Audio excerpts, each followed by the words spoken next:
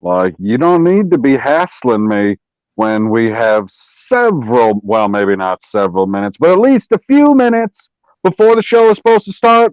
Like, you don't have to send me a message on this and that and the other service just so I'll jump. You hit the button, didn't you? I did hit the button. Welcome, You everybody, bastard. to another great edition of Late Night Talks. Tonight is a special night, folks. Tonight is a special night because not only did we begin the right way with a PB rant at Zod for doing something ridiculous, but I wanted to cold open because tonight we're bringing back a segment we haven't done in ages, and it is called the Great Shilling. If you guys don't know what a Great Shilling is, I pick out something, or we pick out something with ridiculous commentary from the creators or the actors and actresses, and we highlight all of the stupid and dumb things that they say. We did it for Game of Thrones with DD. We did it for John Campea several times. We did it for Galaxy's Edge. Don't leave that out. Oh, Or the airport to Galaxy's Edge. oh God, yes. The we did it for and shout out to Michael K, because that man is a human sunbeam. No matter what, We love you, Michael K. we love you. No matter what disparaging thing he says, by the end of his videos, you will be feeling the magic. So the first thing I wanted to get to tonight was everyone in the chat, and then I'm going to kind of go into an article that was sent to me. And look, if you guys send me in articles, I will do them on the show. I might not do them right away, but I'll do them on the show, because there'll be some nights when I'm just sitting here and be like, there's nothing to do. What are we going to do a show on? And then, PB will Google and we'll come across something. But if you guys send us stuff, I mean, I could put it on the back catalog and then we can pull it up. Or the back catalog. Oh my God. Oh, I've got some ones waiting on the back burner. I'm just waiting for the particular thing to come out. But let me go down the line here. We have Janie Davis. What's up? We have my favorite pie, lemon pie. Hello, lemon pie. We have Rebecca. We have GP. Hello, Rebecca. What's up, GP? Let's see. We've got DI4, JD, and Diamond Knight. Hey, Diamond Knight. It's Di, because I'm pretty sure her name's Diane, so I'm pretty sure it's supposed to be Di. Look at you in the know. I pay attention to things. See, that's why I have you, because I was looking through stuff on Twitter. Give me a break. You're like lost in the Twitter rabbit hole. But this first thing we're going to do is going to be an article that Shalana sent me quite a while ago. I meant to actually talk about it, and I forgot several weeks, because a villain is getting to be an old dictator, and I forget things. But I wanted to talk about it because it was... Did you say hi to Tiffany? Oh, hey, Tiffany. Hey. And Tiffany is here. Sorry, I skipped over you there, Tiffany. We love you here on the Phantom Zone. If you guys didn't see the interview that we did with me, Tiffany, and Mad Squirrel, check that out. It was great. It was on autism and mental health. We had a great conversation, and go check out her channel, because she's got some great stuff over there. So the first thing I'm going to do before we get into the shilling is going to be the video, or the article that... Oh, what the hell's that? You miss Shalane. You say you're going to do her article, but you couldn't say hi to her? Oh, hey, Unbelievable. Shalane. Well, I'm giving you a shout out. I'm doing the article. I'm a villain's half professional. Hi, Shalana. I'm sorry. I'll give you the benefit of the doubt, and I'll go as far as 3/5. I appreciate that. So I want to share this because it did get me thinking about a lot of things. Like back in the day... That don't take much. Back in the day, everybody fell into a camp, and either they were a fan of NSYNC or a fan of Backstreet Boys. Backstreet's back. All right. You son of a bitch. See, we wouldn't have gotten along. I was my boy JT. Yeah, they have one guy, but if we're talking about a whole band, whatever. Fine. We're not going to get into this, but I'm just telling you, NSYNC for the win. Mm-hmm. So you sent me this on Twitter, and I got this article. I didn't send you this. What? No, Shalena. Sorry. Okay. I was Person like, thing. oh my God. She sent it to you. Holy, I didn't send you a Backstreet Boys thing. It's BSB Fangirls, and it's thoughts on Brian Luttrell and his permanent stain. So it's Permanent written stain. by Car. Yeah, Permanent stain. yeah, we're gonna read this together. I'm looking forward to Okay. it. What's up, Diamond Knight? The post is going to be about Brian Luttrell and his wife and the drama that has been going on a lot the Can you last few zoom months. in? Yeah, how do I do that again? Who knows? I did it once before. I know you done it once before. Ah, damn it. You got a mouse pad, guy? No. You're not on a laptop? I'm on my laptop, but I don't have the mouse pad. Oh, unfancy. What the hell? Yeah, see, I used to be able to do it with my virtual pad a lot easier because, I could do that, but now I have to I mean, figure I out. was just saying it because those letters seem very small, but I guess if people can see it, it's fine. Yeah, I'm not just Continue. highlight it in blue. Another the drama that has been going on a lot the last few months. If you are going automatically to call me a hater, please see yourself out. Click that X in the No. browser and You go got to to let the haters in, man. You got to be like, oh, I'm getting extra hate on this freaking article. Send more. or go where you probably already signed up. Parlor.com. Wow, took a shot at Parlor. I already like this person. That is ballsy. And it's a joke. Oh, you got a $1.99 super sticker from Diamond Knight 76. Ooh, and it has the love and the hearts, and Curtis with a $2 super or $2 chat says, "Hail Zod and PB, if you're there watching the ad." Oh, we're here. You watch that ad, and we will be here when you are done watching the ad. Trust me. Trust me, Curtis. So they're going to fill us in to give a little backstory. I grew up in a very red conservative South Georgian town on the Florida-Georgia state line. My graduating class of Go Something students, maybe 60 were black. My county town was and is still full of freaking rednecks who still thinks it's 1845.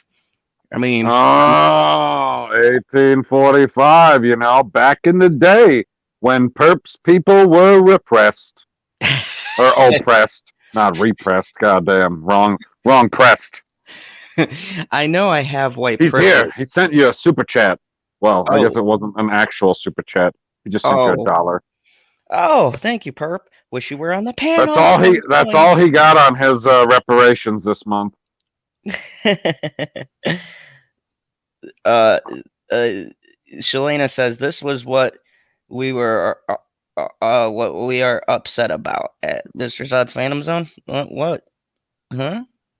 So, oh, okay. So I think I'm getting to it. All right. Says, I know I have white privilege, and I won't deny that. Oh, they took a turn. They took. Oh God. You said you liked this person. Oh God. No, I did. No, I gotta disavow it now. I'm sorry. Retract. Can you retract faster, guy? Unbelievable. Maybe wait till the end of the article next time. Proceed. Selena, why didn't you? Why didn't you warn me? I know I have white privilege, and I won't deny that. But I've seen things that friend, especially when I have grown up in town, I've seen things that white friends or family members would say about people of different races or color. Some of my family still act that way. I am thankful of What, like getting my. black guys could jump higher? Oh, PB, you racist. I know, I'm terrible. We have Perp in there in the chat. You're offending him with all your white privilege. It's ginger privilege. Oh, that's true. And if you haven't, tell that son of a bitch to come in here. We're doing a shilling. Perp trolling Perp, us what are you doing, you son of a bitch? because I can't God see the other damn. screen. You can't see what other screen? The StreamYard. In case he Wait, does. I'm supposed to be able to tell if he's in the back? I mean, no, It's he's not not going to there. show me. I know I have white privilege, and I want to. Okay, I don't want to read that again. I'm thankful I got my mom out of town when I left. She is. I left. She has opened her eyes a lot. Oh, she's going woke. Oh, God. Everybody has a right to vote for who they want to vote for. It's America, right? Our founding fathers made it that way.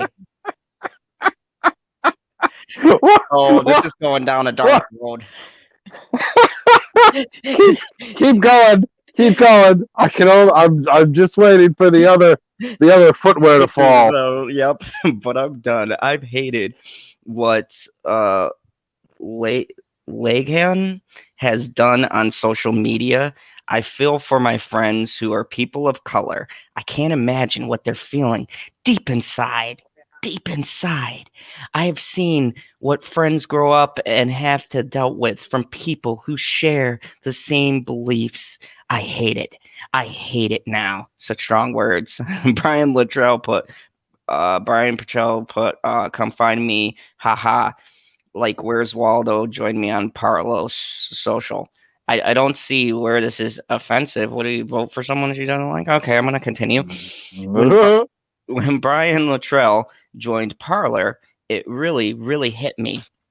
I knew he probably felt the same way as Lingram about everything, but he never really said it or expressed it.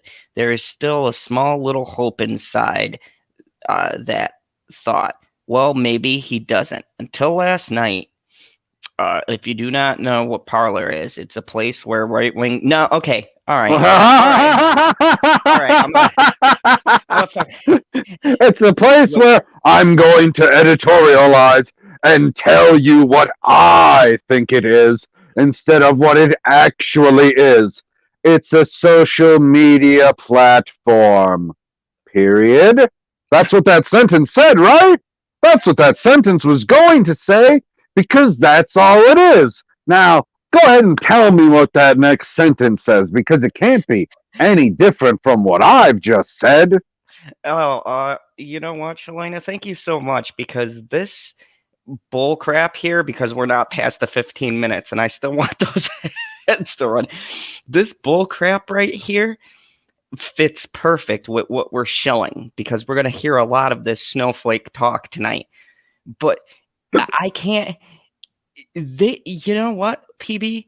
You stole exactly what I was going to say.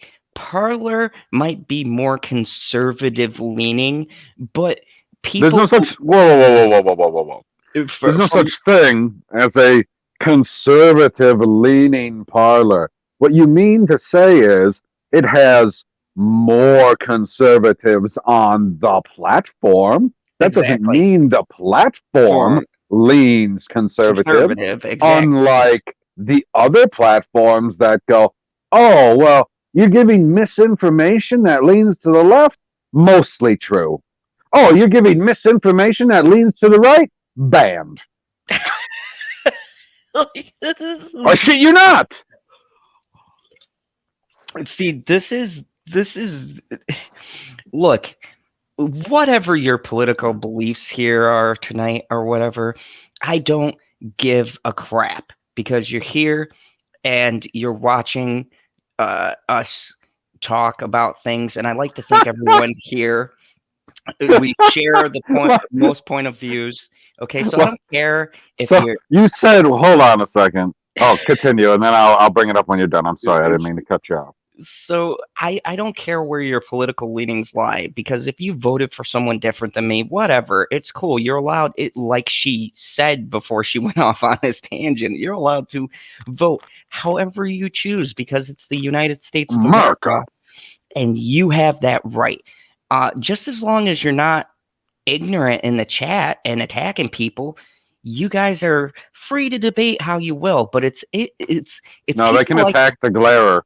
oh yeah, he's self-proclaimed troll. But I mean, it's people like this that give labels, and the irony of this whole thing is they say that we give labels, but they're the ones who label everything. You notice this? All these people who write these articles, alt-right, right-wing nut jobs. Even if you aren't a conservative, right-winger. Yeah, they'll call you a right winger, and you can believe in everything they believe in, but you say, you That's know a what? fun one. Yeah, the show sucks. Oh, you must be an alt-right. It's like, no, I just don't like this show. That has nothing to do with my political leaning. But let's Stop ragging on Batwoman. I will not have it. Unbelievable. This guy here. It's a comedy. What are you not understanding about this? Like, I've been telling you for literal, well, I guess it's not years yet, but almost years at this point. Almost. No, I was going to say, you're welcoming people. And Janie Davis said, "How am I late?" And then she has an angry face emoji. And then Rebecca was giving you instructions of how to zoom in. Apparently, it's control and the plus sign to zoom in. The plus, okay.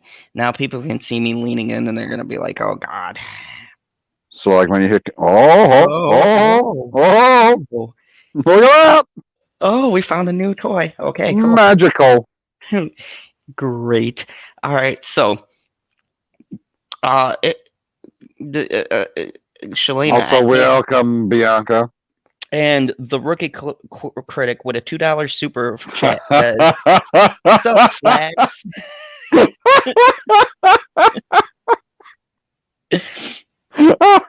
Oh man, good thing you didn't misread that. And Shalena, I did hear your comment. I was just, it's just going a little bit slower.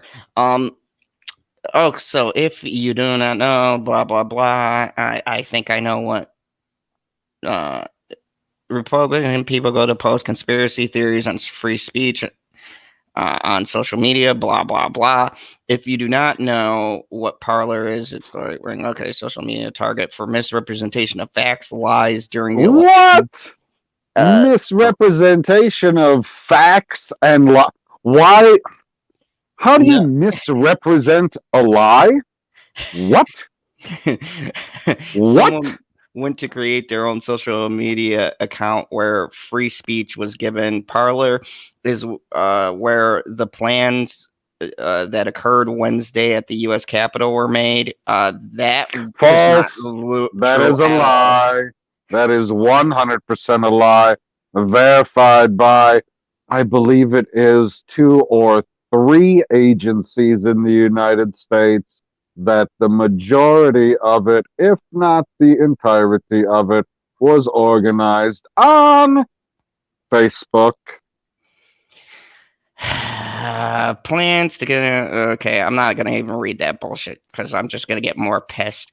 I'm trying to get to the part I'm supposed to read because now I'm ready to click this bullshit. And Brian Luttrell joined the website where these plans were made. These are the people who are still trying to make plans for inauguration. Okay. Sorry, I'm reading in the chat. Janie said, "It's going just a little bit slower. Will be on ZODS tombstone." To say that I was sick to my stomach was an understatement. Disappointment washed over me. This happiness that I have when it comes to this fandom. Felt attacked.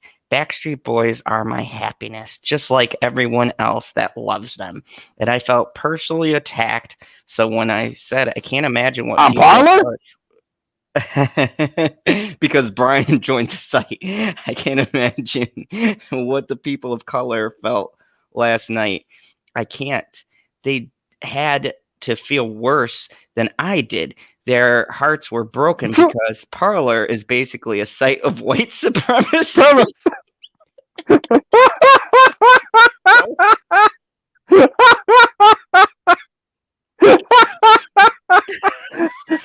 all of the people of color across the world, their hearts are breaking because one member of the Backstreet Boys joined Parlor.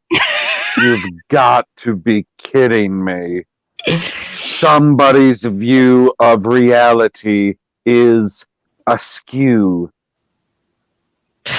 This site will continue on giving the best thoughts on the news on the Backstreet Boys as a group, as long as Nick Carter, AJ McLean, Kevin Richards, and Howie, I'm not going to try to say that last name, they own... Mandel. It's not Howie Mandel? No. He's not the one. That's not the Howie from the Backstreet Boys? No, it's Howie with a D. DeRuff? Oh, I got him to try and pronounce it anyways. Yes, because son of a bitch, you baited me. Of course I know who Howie Mandel is. What the hell's wrong with you? They own my heart. Brian has broken it. I will still go to concerts because, you know, what? Oh, what the? No. Wait a second. You're telling me that this one of 5 characters totally broke your heart because he joined what you perceive to be a white supremacist social media platform. And I know that sounds ridiculous saying it out loud because it is, but you're still going to support him and his alt-right supremacy ways. What? Johnny's girl, thank you. Way to take a stand. Duro, thank you. Way to take a stand, whoever. The person that wrote this article has some real strong moral fibers. It says, I will still go and have fun with my friends who still want to go. I do not regret getting this BSB tattoo inside my right wrist. They are a permanent stain on my heart. They always... Oh my God. Like, you can get tattoos removed if it's a problem. You can get something put over the top. Just add a letter. I don't know. Say I'm overreacting, but I will stand up for the people who have been hurt by his wife and his actions. The permanent stain... His wife? Has been heartbreaking. Okay, so... Oh my God. You're upset because I shouldn't say that, not upset. You're heartbroken because one of your favorite artists joined a social media platform that you were told is full of white supremacists and fascists and whatever else you think is on the far right, even though fascists are on the far left, but that's not the point. Okay, Shalena, thank you for that. So I'm going to go back to this for a second. So she says, Lingram kept posting racial, homophobic, anti-Semitic, and anti-LGBTQ posts that are in pink lettering when you click on them. All right, let me go and check this out. What? Let me see. Fine girl. Racial, homophobic, anti-Semitic, and anti-alphabet people posts that are in pink lettering. Like, okay. Who is Langham or Lehan or whatever? Who's that?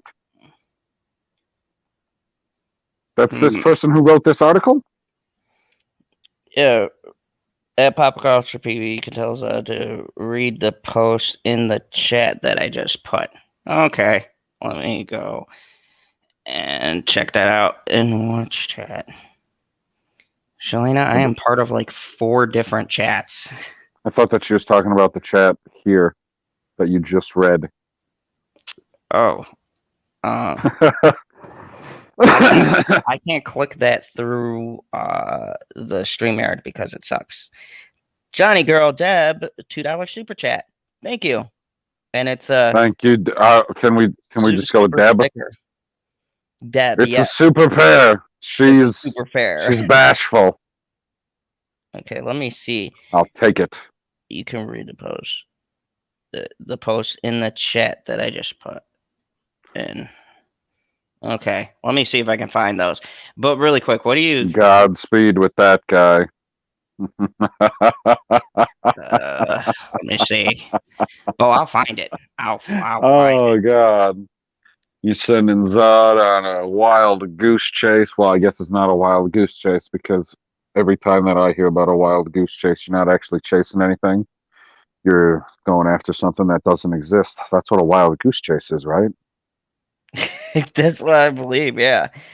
Okay, so this definitely exists, but he's a putz, so it's going to take him quite a while, and watching him bob back and forth in order to find this is hilarious.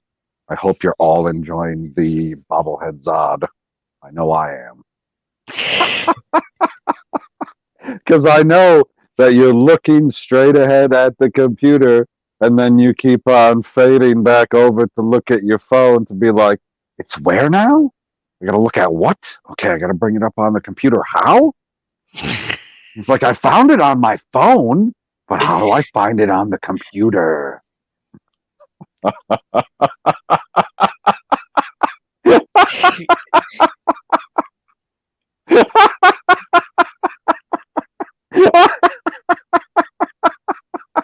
I'm sorry to give away your secrets, guy. What's up, Carmen? Welcome. Lingram on Twitter. Okay. Let me No, see. Janie, wild geese definitely, like actual wild geese exist. But going on a wild goose chase, like I've never seen anybody on an actual. Have you ever seen anybody out there on an actual wild goose chase? Like not just out there chasing a goose for fun. Like I need to get that goose right now because my family is going to starve. Wild goose chase. Like I've seen other animals do that. I've never seen a human do that before. Oh, Crikey. okay. She's Brian Charles' wife. Well, that narrows it down. You get a $2 super sticker from Die for JD. Oh, thank you. And It's it's a is that a thumb up? yeah, from a fox. Like it. That's a fox? That's a fox. I mean, if you say so. Are you sure it's supposed to be a fox? I'm pretty sure it's a fox. I'm not 100% sold that it's a fox. I'm pretty sure that somebody in the chat is going to tell me that it's a different kind of animal because that's what they told me last time. Oh, I skipped Evelyn. What's up, Evelyn? Okay, let me see. It was right after the super chat or the super sticker. What, like, oh, I get confused when people send a super sticker. They must not have anything to say. Oh, it's Lingham's Instagram. I don't Like, have Instagram. have you ever sent a super sticker before? Yes. Oh my God, I am not wasting money on a super sticker. I always got too much to say. But maybe that's why I'm on this end of the microphone. Like she said that she sent this like 5 minutes ago, guy. Let me see. Like that should be open a tab and then go to Twitter and then all of your group chats will be on Twitter and then it'll say message from Shalena and then you'll be like, oh, click on that group because that's the one that she said the message is from and then I'll open it up and then there'll be a message from her and it'll be this tweet, I assume, or list of tweets or something or thread. I don't fucking know. We're past 15 minutes. I could swear up a storm. God damn. Anyway, click Yeah, on it. What is taking so long? I don't have anything new on my Twitter. I don't have anything new on my Twitter, he says. Unbelievable. Uneffing believable. Hey, you look here. Look here. Well, she said try her Instagram. Now she's sending you on the wild goose chase? No, we can't Oh, be I searching don't. for stuff. Oh yeah, I don't have Instagram. That's the I ain't one got, platform I ain't got no that she has Instagram. that. No Instagram. No, I don't do the whole Instagram thing. So she, J- so she Janie said Davis said that super sticker was a Japanese breed of dog with the curly tail. that. I can't remember what they're called. And oh, hi, I can't Carmen. pronounce that word, GP. I already said hi to Carmen. Where were you? Are you deaf? I'm down the rabbit hole right now. Ah, you're in the rabbit hole. That's good because Carmen's ignoring me, per usual. One Uh, of these days, oh I my tell you. goodness. You know, for the fans, I'm gonna go on Instagram and find this person. Oh my God. Oh yeah, we go the extra mile here. That is not a chihuahua? A chihuahua? Oh my God. That's not a thing. No, no, I don't. Why are you giving me the phone app on my computer? The What? No, No, I can't. I can't follow you down this path. Go all just hold on a second. Hold on a second. What if you go to Google and you search the person, like type their name in, Oh and then yeah, add Instagram, and then hopefully it will just take you directly there? And yeah. now I'm really going to be ignoring everybody in the chat for a moment because I still haven't shared this on Twitter. So I'm going to do that. So everyone in the chat, talk amongst yourselves. And, I'm sure there'll be a whole bunch of smack about me now because that's what they do. You know that? Stone, And Stone you're Cold not paying Jeremy was. attention.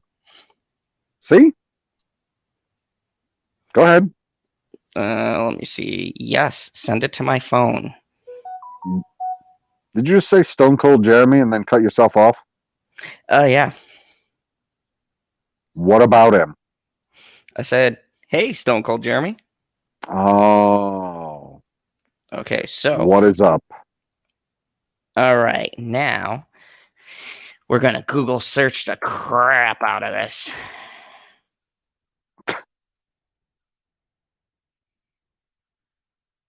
Oh, Okay, God. Here we go. okay. Brian Luttrell's wife. There we go. Ah, her. Yes, that one. I'm glad you're doing this behind the scenes. I don't want to see what your other tabs are. It would be disturbing. Very disturbing. Well, nothing much. Just, world domination plans, things like that. Oh, What are oh. all the So hashtags you got controversial on this stream tonight? has Find out. become a staple of fandom. Backstreet Boys. The only effing hashtag you have on this entire stream is Backstreet Boys? That's the only one you need. Jesus Christ. I said Unbelievable. Backstreet Boys. There's like probably 1,000 women who are like, "Oh my god," they're gonna be Oh my disappointed. God. They're going to be very disappointed. Unbelievable, guy. Wow, there's a whole Twitter to exposing her. What? That sounds about right. This is very interesting. There's literally a Twitter page to expose her. Okay, that's definitely not what I'm looking for, but very intriguing. Okay, so disclaimer: the shared article is 100. It's from a social media page. Okay, here we go. Oh, God. Yeah, here we Okay, go. so now I can bring this up. Yay! I'm so excited. I'm gonna continue to hide it. Oh God. Can you Okay. zoom in? Oh my God. Yes. So let's do some zooming. Control plus. Comments about the LGBTQIA. Did they get more letters? Dude, they get more letters all the time, which is why they're just called alphabet people. So I can't say her name, so I'm just going to say Latrell's wife. In a first post, Latrell's wife seems to agree with the photo shown by some men no longer dressing as they once did in older times. That is something that went terribly wrong. The article on the bottom left that she shared says that we should be celebrating people who keep the human race alive. Oh, well, that's a nice thing. I don't see the problem with that. On Heterosexual Pride Day. There's a Heterosexual Pride Day? What? It's called every day. Featured on the bottom right is a transgendered couple who announces that they will be having a baby. Luttrell's wife forwards this article that claims the quote, "the end times." Okay. Well, that's a bit of a hot take there. Comments about Muslims. Jesus Christ, lady, don't comment on these. While Christianity is indeed the leading religion in America, it is obvious not the only religious group made up of American citizens. Around 3.45 million Americans identify as Muslims. I want proof on that. Never mind. I'm not gonna get into it. I'm not gonna go there. I'm not going to go there because this is my own personal bias and my white privilege coming out, which is 1.1% of the American population. Muslims that are citizens of the United States are Americans, period.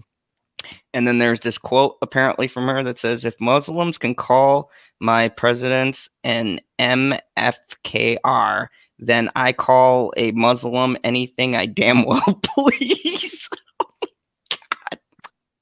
God.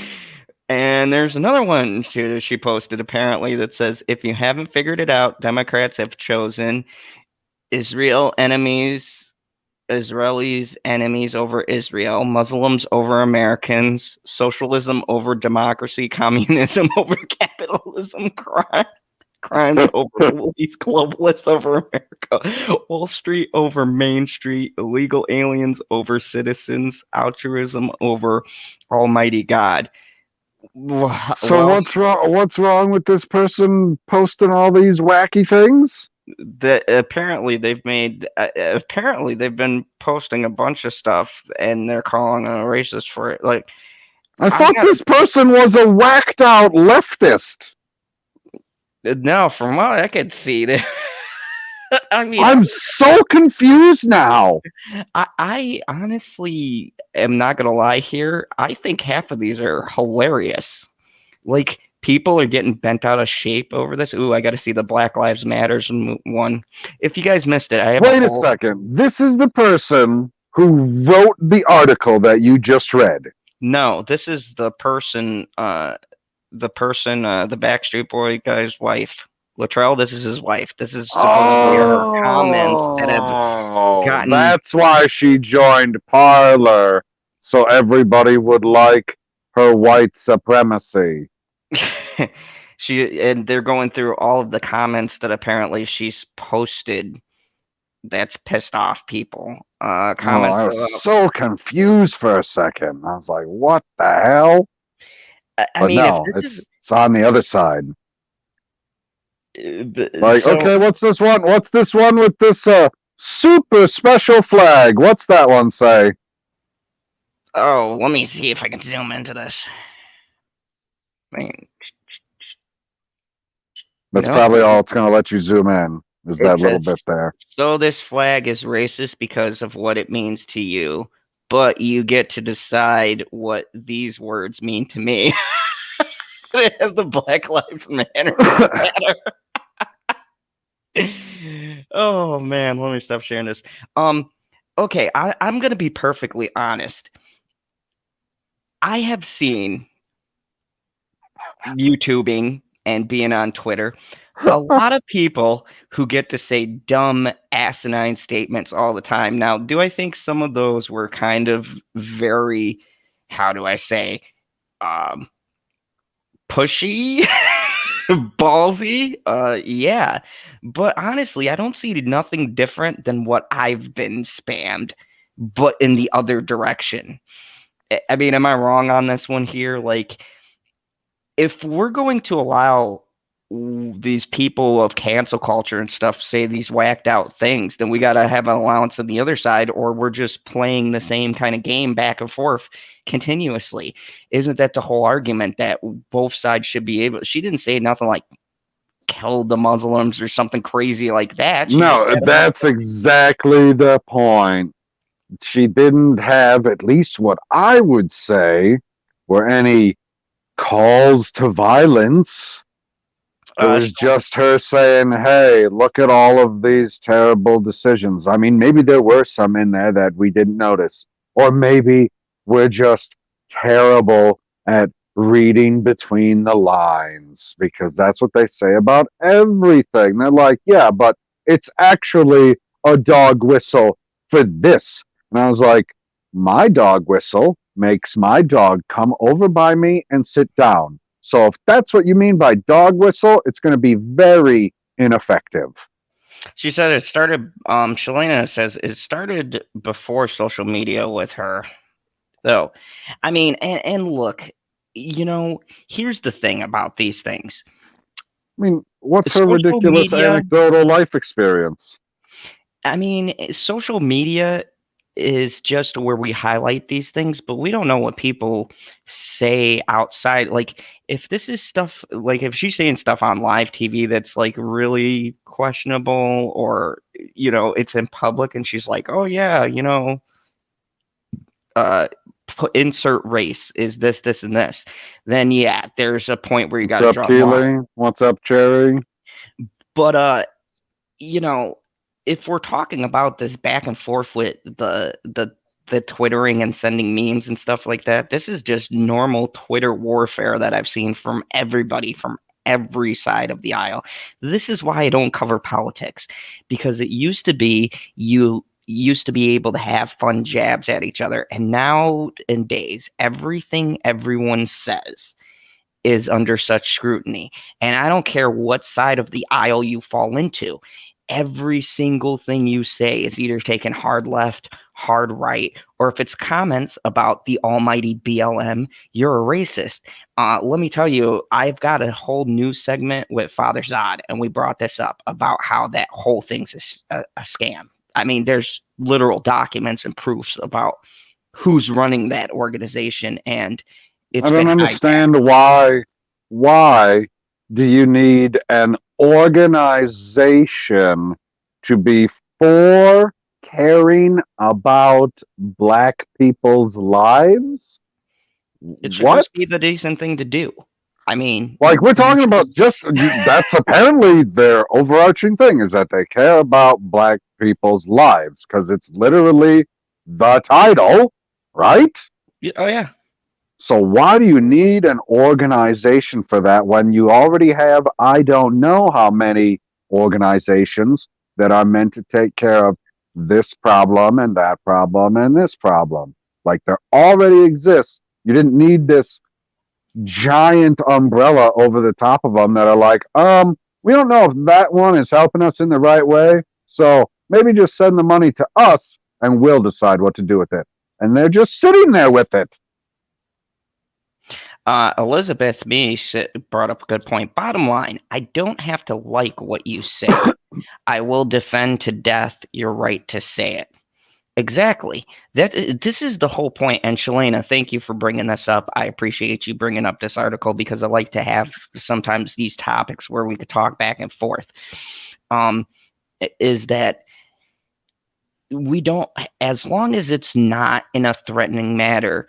Social media has just highlighted what's been in high school, what's been at the workplace, what's been out if you walk about and you see that one ignorant person yelling out. People are locked down. Yeah, it's just people are in lockdown now and it's magnified. But I agree with that statement. Look, I don't have to like everything that you say, but I don't have the right to cancel you for saying it. If you want to say something ridiculous like The Last Jedi was the greatest movie ever and Ryan Johnson should be a god, you have the right to say that. Now I'm going to call you an idiot for saying it, but but you don't understand, Zod. The only way that we're going to get people to think the appropriate way is to cancel them, whether directly or indirectly by going after either their corporation where they work or their advertiser if that's what's keeping them going behind them. That's the only way you're going to get them to think the right way. Don't you want everybody to think the right way? Shalina says she kept booking her son and husband for concerts during the pandemic, and they both have heart defects. Now, see, this is a tricky one. I have my feelings about this pandemic thing, but I know people who have gotten sick from it. No, if you got issues, you gotta watch You out. can't no, I agree with you on that, Shalina. Like that, if that's what she's doing, that's a little bit, you're talking about now a physical thing that she's doing, Like you don't care about your family? What the fuck? Like heart defects and things like that. Look, you can say what you want to about the pandemic, like, oh, I never caught it, I never got sick, whatever. But the thing is, I physically seen people who did get it, who got very sick, some who almost died. One of my coworkers at the factory I used to work to almost died from it.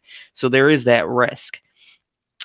With that being said, if you have a family member who has something like that, then no, you're being stupid if you're doing that. You don't have to obey the rules if you don't want to, but you shouldn't put your family at risk. Whoa.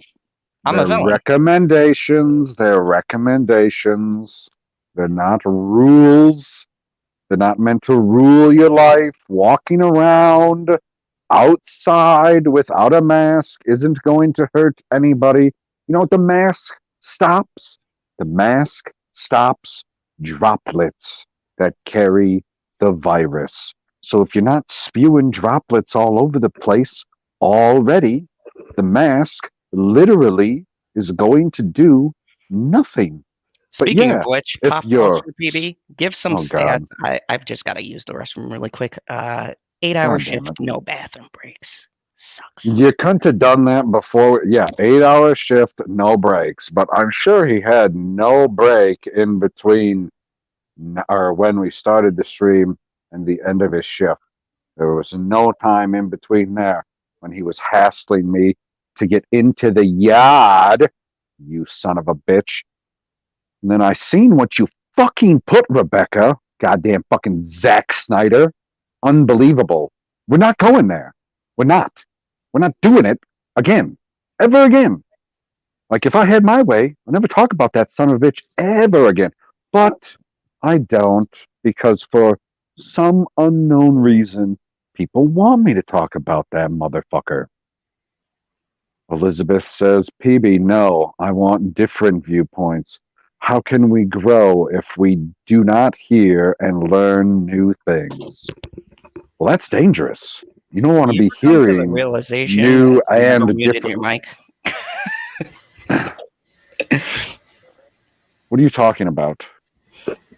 I realized I never muted my mic. Anyways, Shalina, you walked away from your microphone. I didn't mute it. I just wanted to say to you, Shalina, thank you very much for bringing this up. And look, no matter what our views or opinions expressed by the commentators here are, I just want you guys to know I appreciate. And I'm sure no, this isn't going to be a sappy PSA.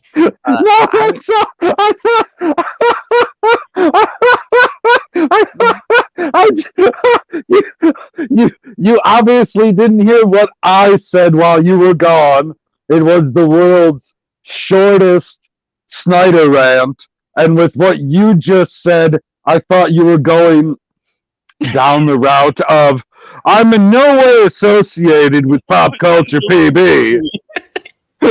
Oh no, that goes without saying.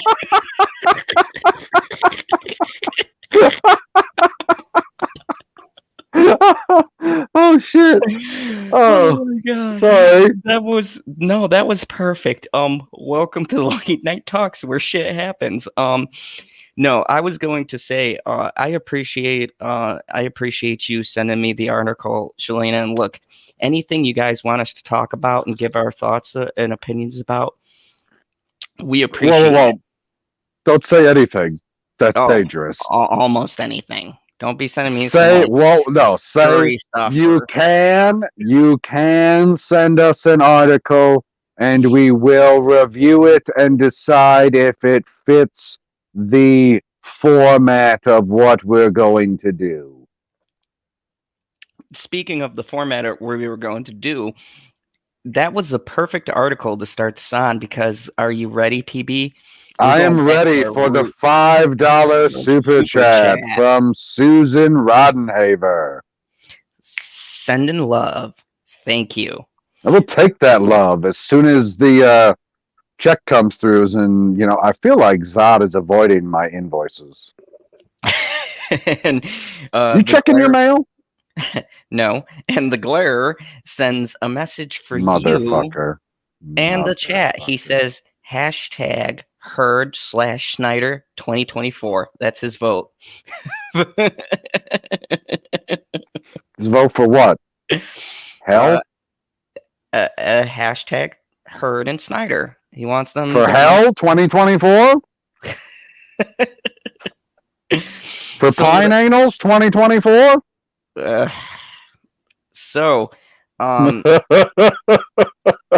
Gosh. If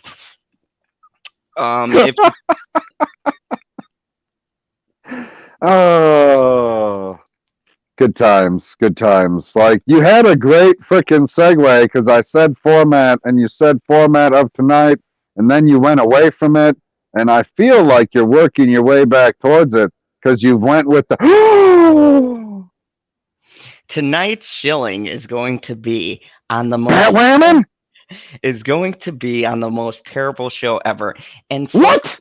You guys get to be interactive in this chat. You guys are going to hold a counter for me. Whoa. Did you just say terrible? Oh, no problem, Shalina. I appreciate it. And I want you guys in the chat. You're going to be interactive. You're going to hold a counter. Every time you guys hear diversity or inclusion, I want you guys to write it down. And at the end, I'm going to quiz all of the audience, and we're going to tally up the number of times. I was going to say, do you already know the answer? I already know the answer to this. We're going to tally the number of times that this bitch Caroline Dries says diversity or inclusion or how inclusive they are. What do you mean, Caroline? That's not Caroline. That's Batwoman. Yeah. Don't worry. My favorite director is going to be in it. I'm going to have to pause. We're going to do an interview, and I'm going to point out some stuff. I have to use a third party because now I'm monetized. So shout out to Entertainment Weekly, your best source for all the entertainment news. Don't go to THR. Check out Entertainment Weekly. Okay, just in case they come after this video. So anyways, I just wanted to get your take. And this was like Game of Thrones, PB. When you watch this interview, you're going to see the thinking of this person. Okay, well, I need the people in the chat aren't ready, so continue to stall. Keep stalling. So, we're going to get an insight. I would have freaking tagged freaking Batwoman in my tweet earlier if I would have known about that. Now I got to retweet my tweet and be like, "We're talking about Batwoman. Join me." Yes, grab some drinks.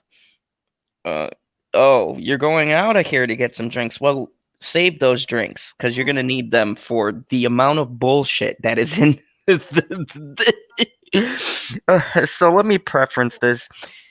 E! Entertainment does what's called On Set, where they go on to a supposedly popular show. Set? It's called On Set. And they go onto a supposedly popular show that everyone's talking about, and they talk about the cast and crew. And spoilers if you give a shit about this show, because I'm going to do this one and then episode 9, which was the newest one. But I wanted to do episode 1 first because I've never in my life seen someone pat themselves on the back so hard for such a great job. on a show that's getting canceled next season. Whoa. What? Oh yeah, that's confirmed. They're canceling. You didn't know they're canceling the next season. What do you... Wait a second. So, like, at the end of season 2, they're going to make a season 3, and then it's going to be over. Yeah, that's what I hear. So whatever storylines they're doing, they better be able to wrap it up in a season. Sounds more like an ending than a canceling, but oh man. Oh man. What am I going to laugh at? So here we go. We're going to play this for you. And You know, cause black. Anybody who watches the show will get that joke. I think that Ryan's reaction to putting on the suit and Javicia's reaction to putting on the suit is pretty much the same. Like, this is freaking epic. Okay, I just want to stop it right there and preference this. I do not at all dislike Javicia after seeing this interview. I actually like her more because the sad part is she seems to care. I have no clue why. I have no earthly clue why this poor... Because she's a peach, not a rose. But she's super nice. So my hatred is not going to go towards anything she says. But don't worry. It's coming. Yeah, you need to get rid of your ridiculous echo guy. Like, turn it down in your ear or something. The biggest challenge for me launching this season with a new lead character is figuring out who we want that character to be. And whoa. He was... What do you mean, the character is Batwoman. You already know who the character is. Or are they talking about Ryan Wilder? Because I don't care about Ryan Wilder. Yes, the brave and study. Who do they want Batwoman to be? Did they want to go with an LGBTQ person? Did they want to go with a person? Of course they did. They all they did was upgrade. They just added more melanin. So they decided, you know what? We're gonna go for both. Hell yeah! Talk about doubling down. Basically making sure that she was a badass, unique, beautiful, powerful woman that we have not seen or felt before in the DC world. So big. Whoa.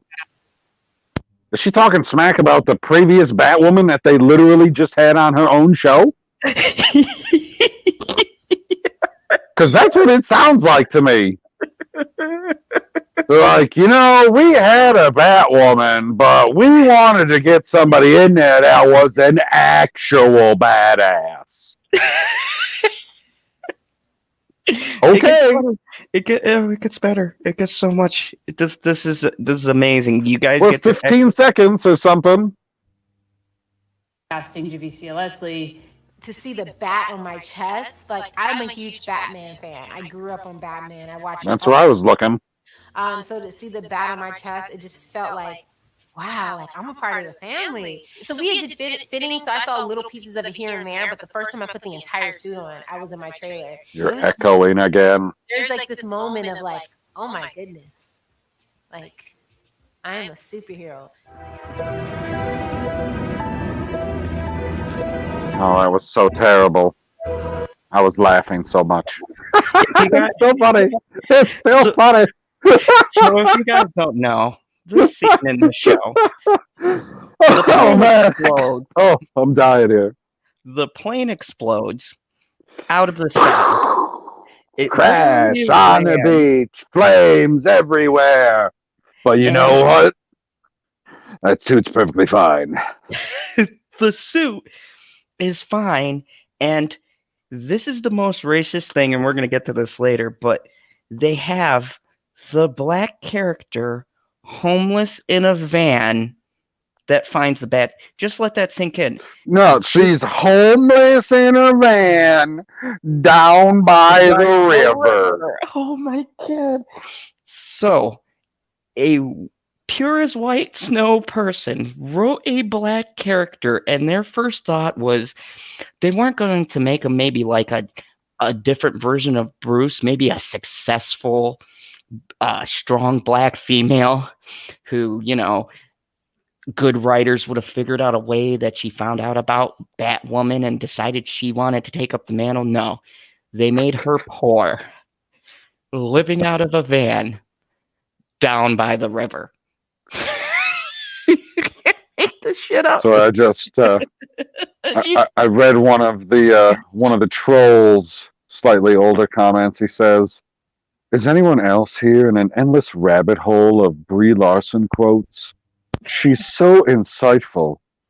That's not the Brie Larson rabbit hole that I'm in sight of." Anyway, moving on.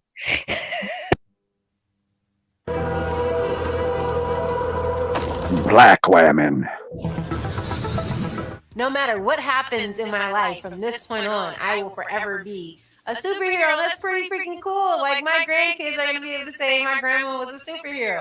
I feel so bad for her on any other And show. that you've been on General Zod's fandom zone. Feeling out like what is the opposite of Kate Kane.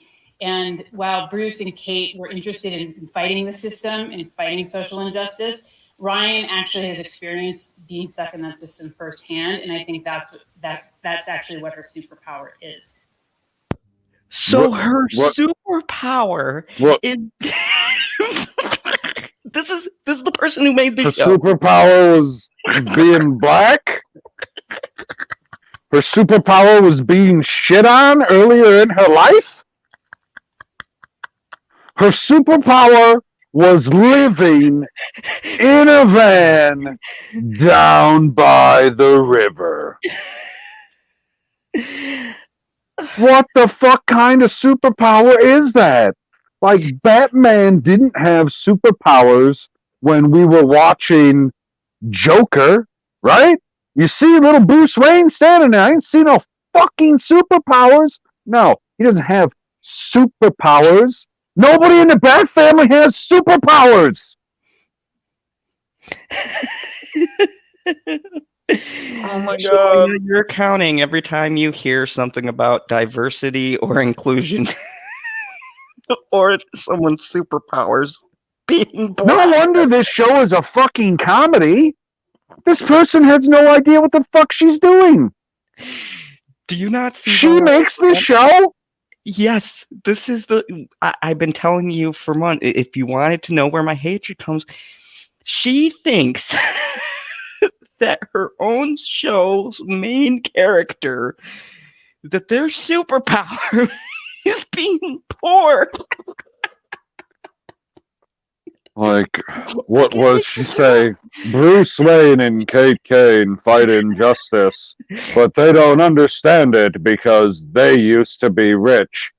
Okay, what fucking difference does it make if you don't completely understand somebody's plight from their perspective if you're still fighting to stop the same fucking shit? Second point. What superpowers? Janie Davis said it best. She said, they literally made a superhero whose power is being a victim, and they cast a black chick for that. Yes. Holy fuck. This is what The Great Shilling is about. I want to point out to you guys, this is the level of writing. And Shilling, no, the point of, I was going to say, the point of The Great Shilling is to point out how somebody believes that they are shilling for whatever they're shilling for, but in reality, they are not. This is not making me want to watch more Batwoman, you motherfucker. I told you, it gets better. It gets better. We're only like a minute and 59 seconds in.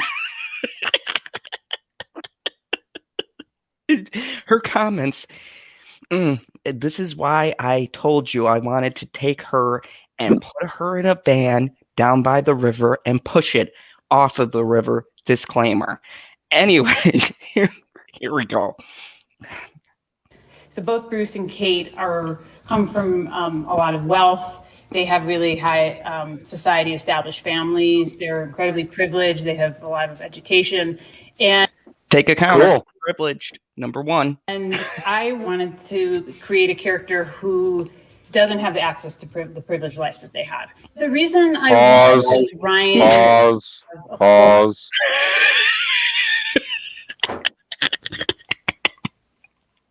Now, I have a question. No, I just have a question. I have a question because Fish Lips here right now, just because of the way you happen to pause it. Just because. What's up, bitchy? I thought that Ryan Wilder is from the comics. Yep. This person wrote the comic book? Nope. This person did not create Ryan Wilder. Nope. Just ripped him off like she did. This person did not create Batwoman. Nope.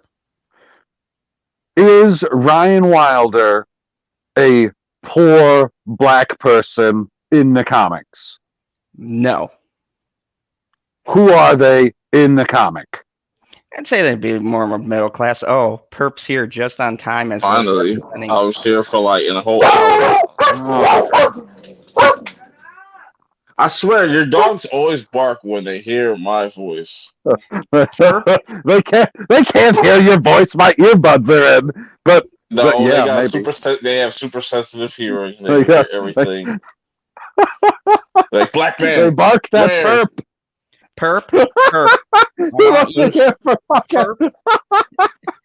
Perp, I want you to hear something and tell me what you think of this comment. Where was it? Oh god, you gotta get the black perspective. I get it. Yep. Hold on. Yeah, we need you. Hold on. Where was it? No, it wasn't here. It was when this. No, we need your token perspective. No. Families. No, you don't. So both. All I see is a white woman talking. Okay. Well, I know. Raymond was a superhero. Now listen to this. Oh, she's pretty. This is your superpower, Perp. Are Ryan you ready? kind of emerged from my superpower. Yep. Feeling out like what is the opposite of Kate Kane. And while Bruce and Kate were interested in fighting the system and social injustice, Ryan actually has experienced being stuck in that system firsthand, and I think that's actually what her superpower is. So both Bruce and Kate come from. Perp, your superpower is being poor. Did you know that? Because you're black. No, I'm not poor, but you know, I'm pretty well off. I don't know. That's a shitty superpower to have, being broke. No, not compared to Bruce Wayne and Kate Kane and their white privilege. So I don't know how that is super being broke. That's what I'm saying. Yeah, you should just like turn this off. I don't know what this is. But... This is a great Perp. We're doing a shilling. Oh, that's what it is. Yeah. Yes, we're doing a great shilling. Caroline Batwoman is happy because she's got a hero to represent your community. Perp. Did you just say ass? No, I said trash. Oh, trash. Close. I was close. No, but he's up. This son of a bitch at the top of the screen is trying to ruin the great comedy that is Batwoman for me. And this is why I tell people that CW is trash, but nobody wants to hear it. Really high society established families. They're incredibly privileged. They have a lot of education. And I wanted to create a character who doesn't have the access to the privileged life that they had. The reason I wanted Ryan to have a core wound it just turned out, I think, to be similar to Bruce Wayne's, is because, you know, that was the pinnacle. Similar to Bruce Wayne, a kid that's born privileged. This sort of new character arises out of that tragedy. Ultimately, apart from that core wound tragedy, I wanted to create a completely different character. It's funny when I think about. Okay, so let's just break this down. She wanted a character like Bruce Wayne, but wanted to create a completely different character, but like Bruce Wayne. She said about his name about 15 times, but I think she suffers from what we like to call the retardation. I don't know. Just well, I mean, say that, but I don't know. Which Bruce Wayne is she talking about? Like, are you talking about Michael Keaton Bruce Wayne, or are you talking about Christian Bale Bruce Wayne? Because they don't have the same machismo. Oh, good night, Tiffany. Good thing I got my phone with this. You know what would have been a better way to kind of explain this and not this dumbass shit that she just said? It's just say, hey, I wanted to create a character that, looked up to superheroes and, wanted just to fill in that gap. Leave it at that. See? Oh no, but that doesn't check any boxes, Perp. The sequence. Hey, as long as the check clears, that's the only box that matters. Clumsy she is, and how not coordinated she is. I feel so bad for Javicia because she looks like she actually cares. She looks nice. Beautiful. Right? Our director Holly Dale was just like, just go for it. Like, if it's too much, I'll tell you. But she never told me. Look, she smiles. She's happy. I'm falling over in the bathroom. She doesn't realize her career is going down the shitter right now. Shut up! She's talking. The first scene I shot with Javicia was. Hey, you can talk now. You can talk now. In the back seat. It's your favorite knockoff Fox. In the first episode, and the downgrade Morgan Freeman. So cool to see her because it's faux Fox. As a new black superhero, it was cool to see that she saw how big of a deal it was. Dude, fix your fucking echo. Had this big smile and started laughing, and they didn't say cut yet. So like, Javicia! Is that Rose Tico?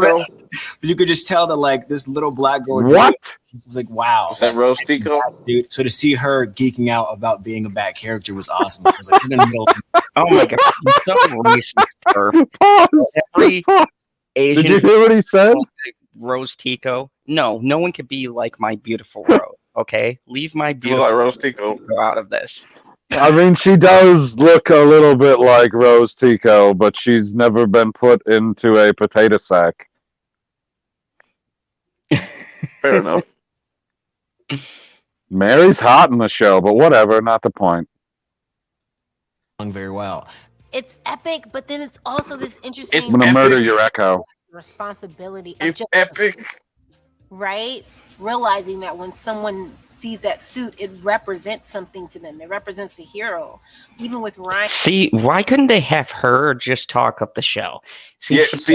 Also, just not to cut you over, but you could have cut off all the shit that the white woman just said, and just had and it'd have been like, all right, I'm like, all right, I get it now. I mean, I would have went a slightly different route and would have said everything that the dumb woman said. Like, she was talking about the superpowers of the Bat family. Superpowers. In the suit, she has that weight. Oh, their superpowers being rich. This isn't just Ryan anymore. Like, the moment and how she's different because she ain't it. She ain't rich. I'm looking for someone. Figured the boss face society knows things.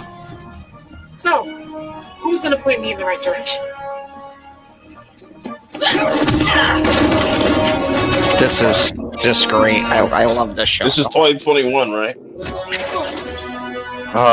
Yeah. I mean, it might have been at the end of 20. Oh, was it 2021? I think it's all from 2021. Why? What's your point? One of the success like it. Wait, hold on. Everything Carolyn says is priceless. In my opinion, was that we didn't just create a cool Batwoman character. We created a really cool world of ancillary characters that we cared about. So in that sense, it's not a pause. It's all very feeling. All of the PB. What does ancillary mean? What does that mean? Ancillary? Yeah, what does that mean?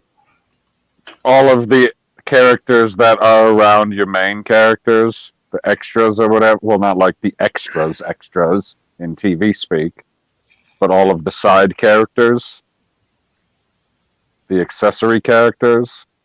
Okay. So, like, continue. Like Rose Tico there that you were talking about. Okay. She would be an ancillary character because she's not Batwoman.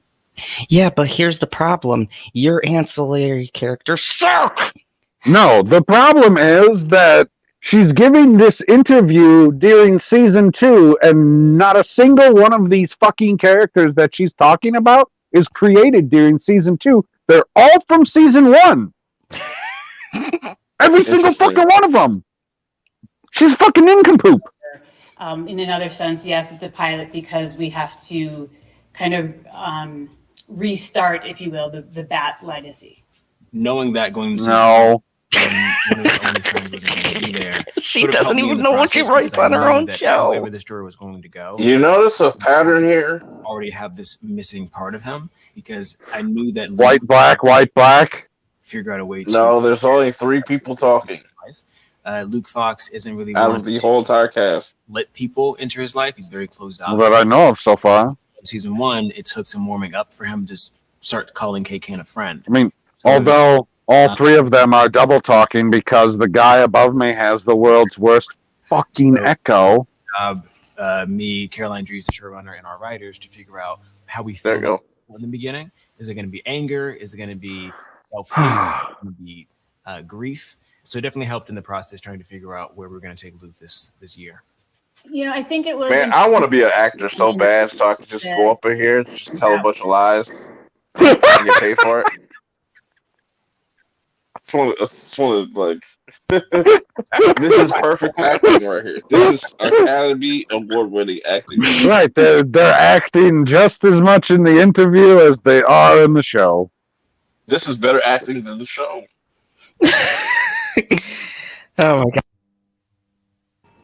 The jig is up, basically. In the premiere, we see that Kate has supposedly died in this plane crash. The impact of that Supposedly. crash. There you go. It's the wind. Hey, out, that My is favorite. Gross Tico. shakes up everything you think you knew. Or Why does she have so much fucking makeup on? gets What'd she wrong. do that for? Oh my god. Mary, She doesn't even wear that much makeup in the fucking show. she's triaging the situation.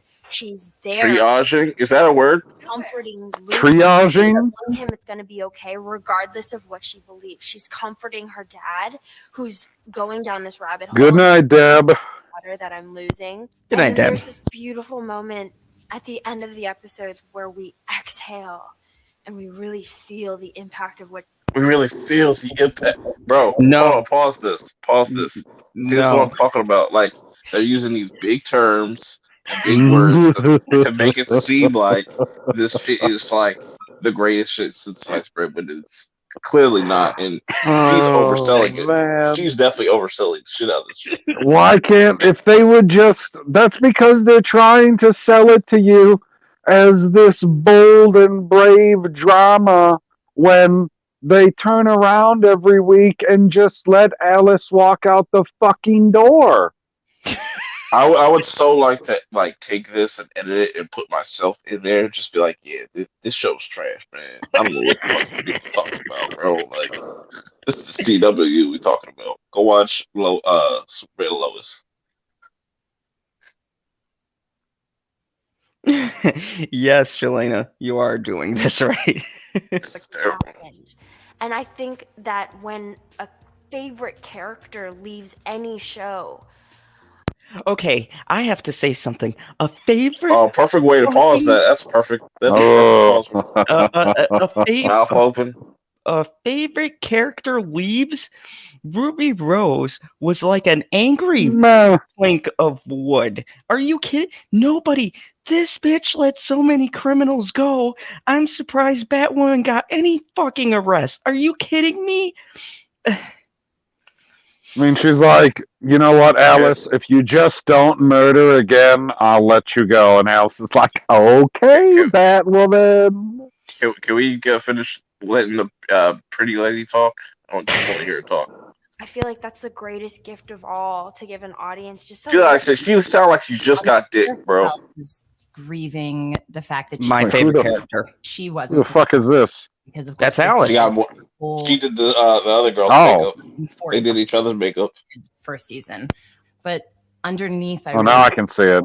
personally, my take on Alice, Not having the hair done up was throwing me off. death in general, because I'm not sure that she ever would have Got a actually. strong face. But Dude, she's the best character on the show. Every time that I see any comments about the show, everybody's always talking about how Alice is the best character. Is it even close? And I was like, no. On the other hand, it was completely cathartic. I feel so Cathartic. See, big words. at this job. Let's go. That suit is meant for a hero, not the lost and found. You tell that to the board billionaire. She's the same way in that fucking. Oh my god. About KK. And you sure as hell don't. She just called a person lost and found. How can you not laugh at that? No. Here goes the big woke speech. This is my favorite. Here we go. Trust me, I know I'm not a symbol, or a name, or a legacy. Exactly, so why do you think you're worthy of wearing it? Because I'm a number. I am the 327th baby of a black woman who died during childbirth that year. I'm a $20 a day check to a group home. I'm inmate 40757, 18 months for a crime I didn't commit. You can save 2% less on your car insurance, but 2%.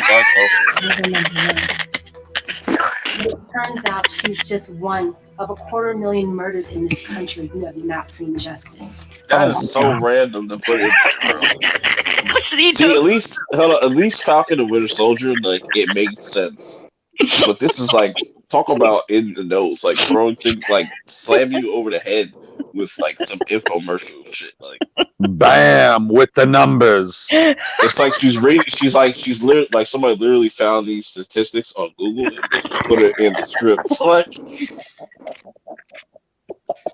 can you imagine how many times they had to do that until she got it right? They're like, no, you got this one number wrong. She's like, fucking A, can you just cut this together? Oh my god. I'm a fucking superhero. And y'all, you wonder why I tell people stop watching the CW. If everybody just stop watching the CW. I can't, man. I like to laugh. I'm just saying, no, like, if everybody stop and protest, like, fuck all that cancel Disney shit, cancel the CW temporarily. Rebecca had some funny comments. See, no, Rebecca gets it.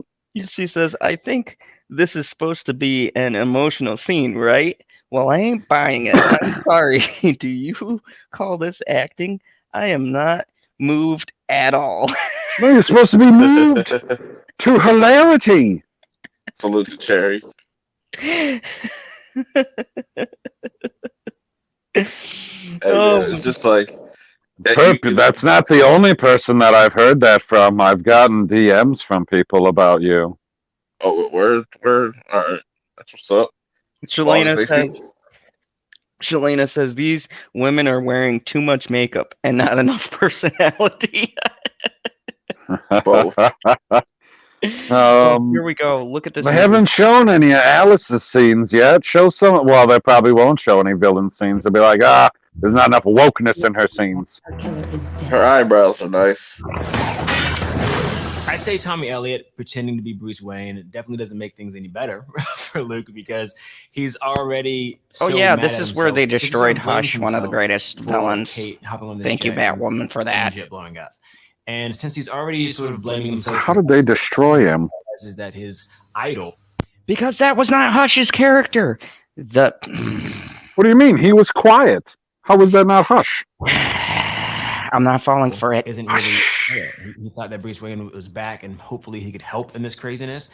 And the guy that was in charge of killing his dad was pretending to be Bruce Wayne the entire time. So I think that he holds the weight of Kate Kane being gone on his own shoulders. And I don't know how long it's going to take for him to take that weight off. Because in a way, he's sort of a perfectionist. So he wants to fix everything. He wants to solve. He wants to fix the show, but he can't. Himself being a problem. He's trying. It takes him.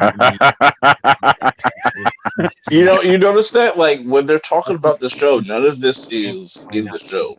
I think even when he's not talking about it, not at all. You can't talk about that stuff because they're not talking about it as a comedy. Scream, Commander. A lesbian superhero who could have killed me 12 times but didn't. This is why I love Alice, because she says everything worth thinking. How did you? A lesbian superhero could have killed me 12 times but didn't.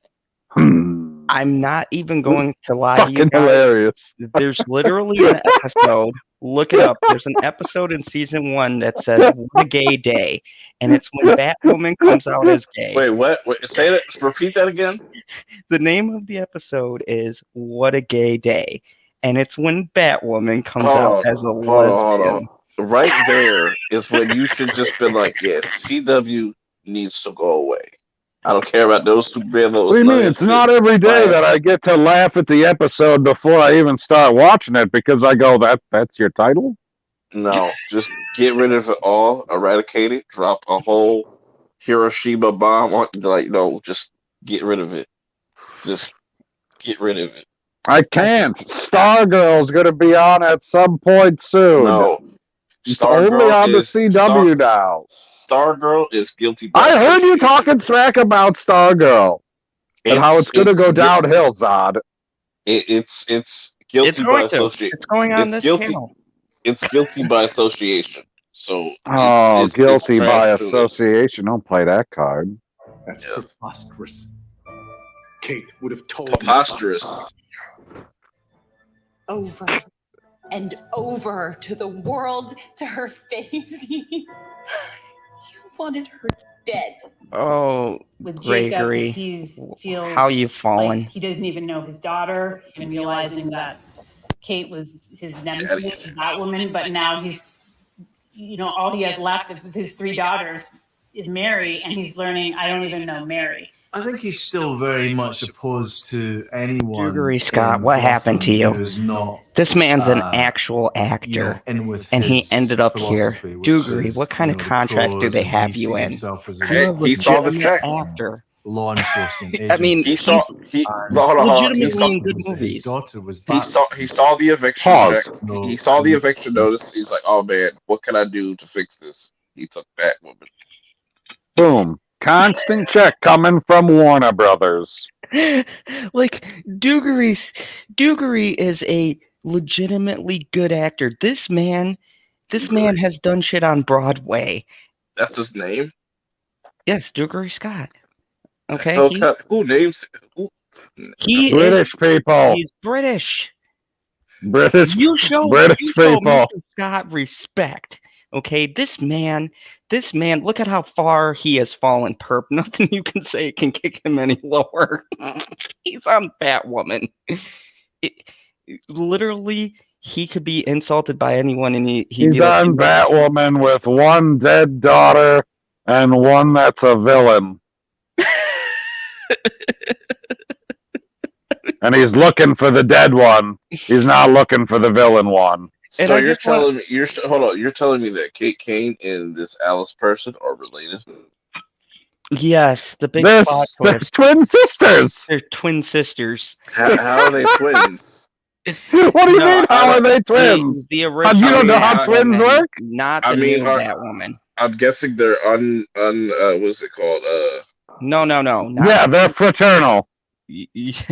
Not the new Batwoman, the old one, perp. Kate Kane, Ruby Rose was supposed to be her twin. Yeah, I know, but they don't look nothing alike. Yeah, they're fraternal twins. Separate eggs. Weird. So this guy's over here slanging dick everywhere. So he probably got they got the same mom. His daughter. Watch. How much you want to bet that they're gonna say the black chick is also his daughter?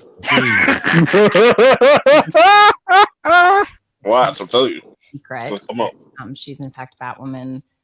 At that specific time was particularly cruel, which is right in Alice's wheelhouse. So why did you? Yeah, thank you. I think that was always a part of her plan to tell him, because it's always been a part of Alice's plan to hurt her father as much as she feels he hurt her.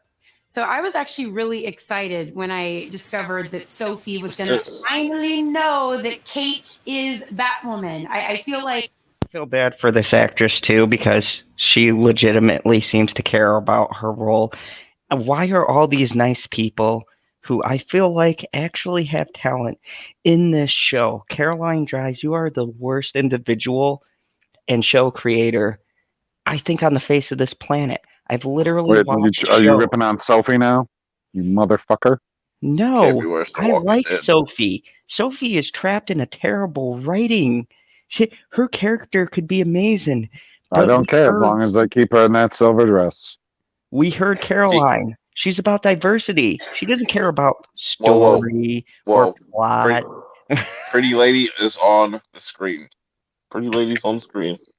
Hey, dog, stop knocking my shit over, you anus face.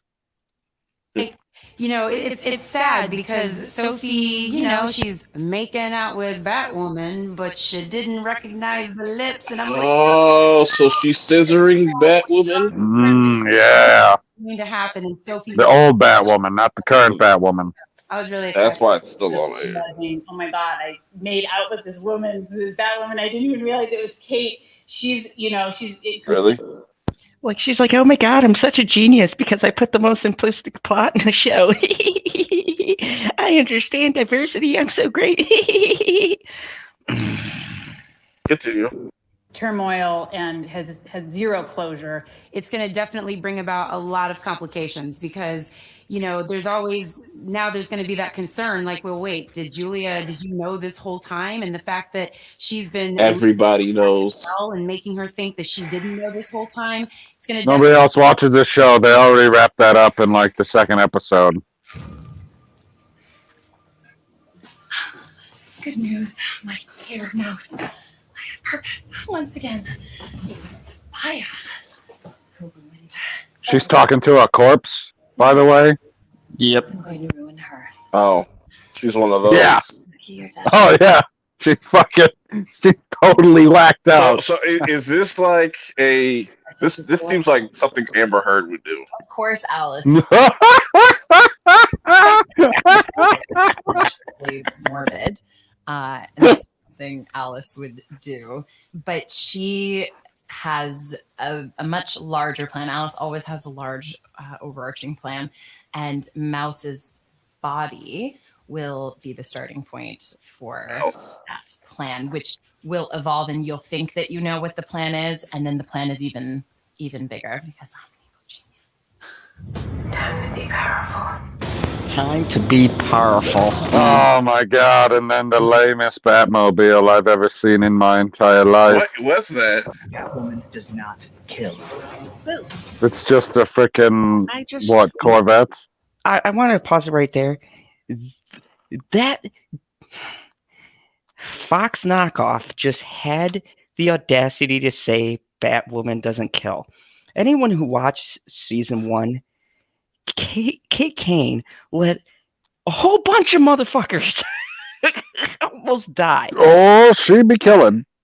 She literally ignored an elevator full of people who were about to fall to their doom to go chase after a person and then not catch them. Are you shitting me, show?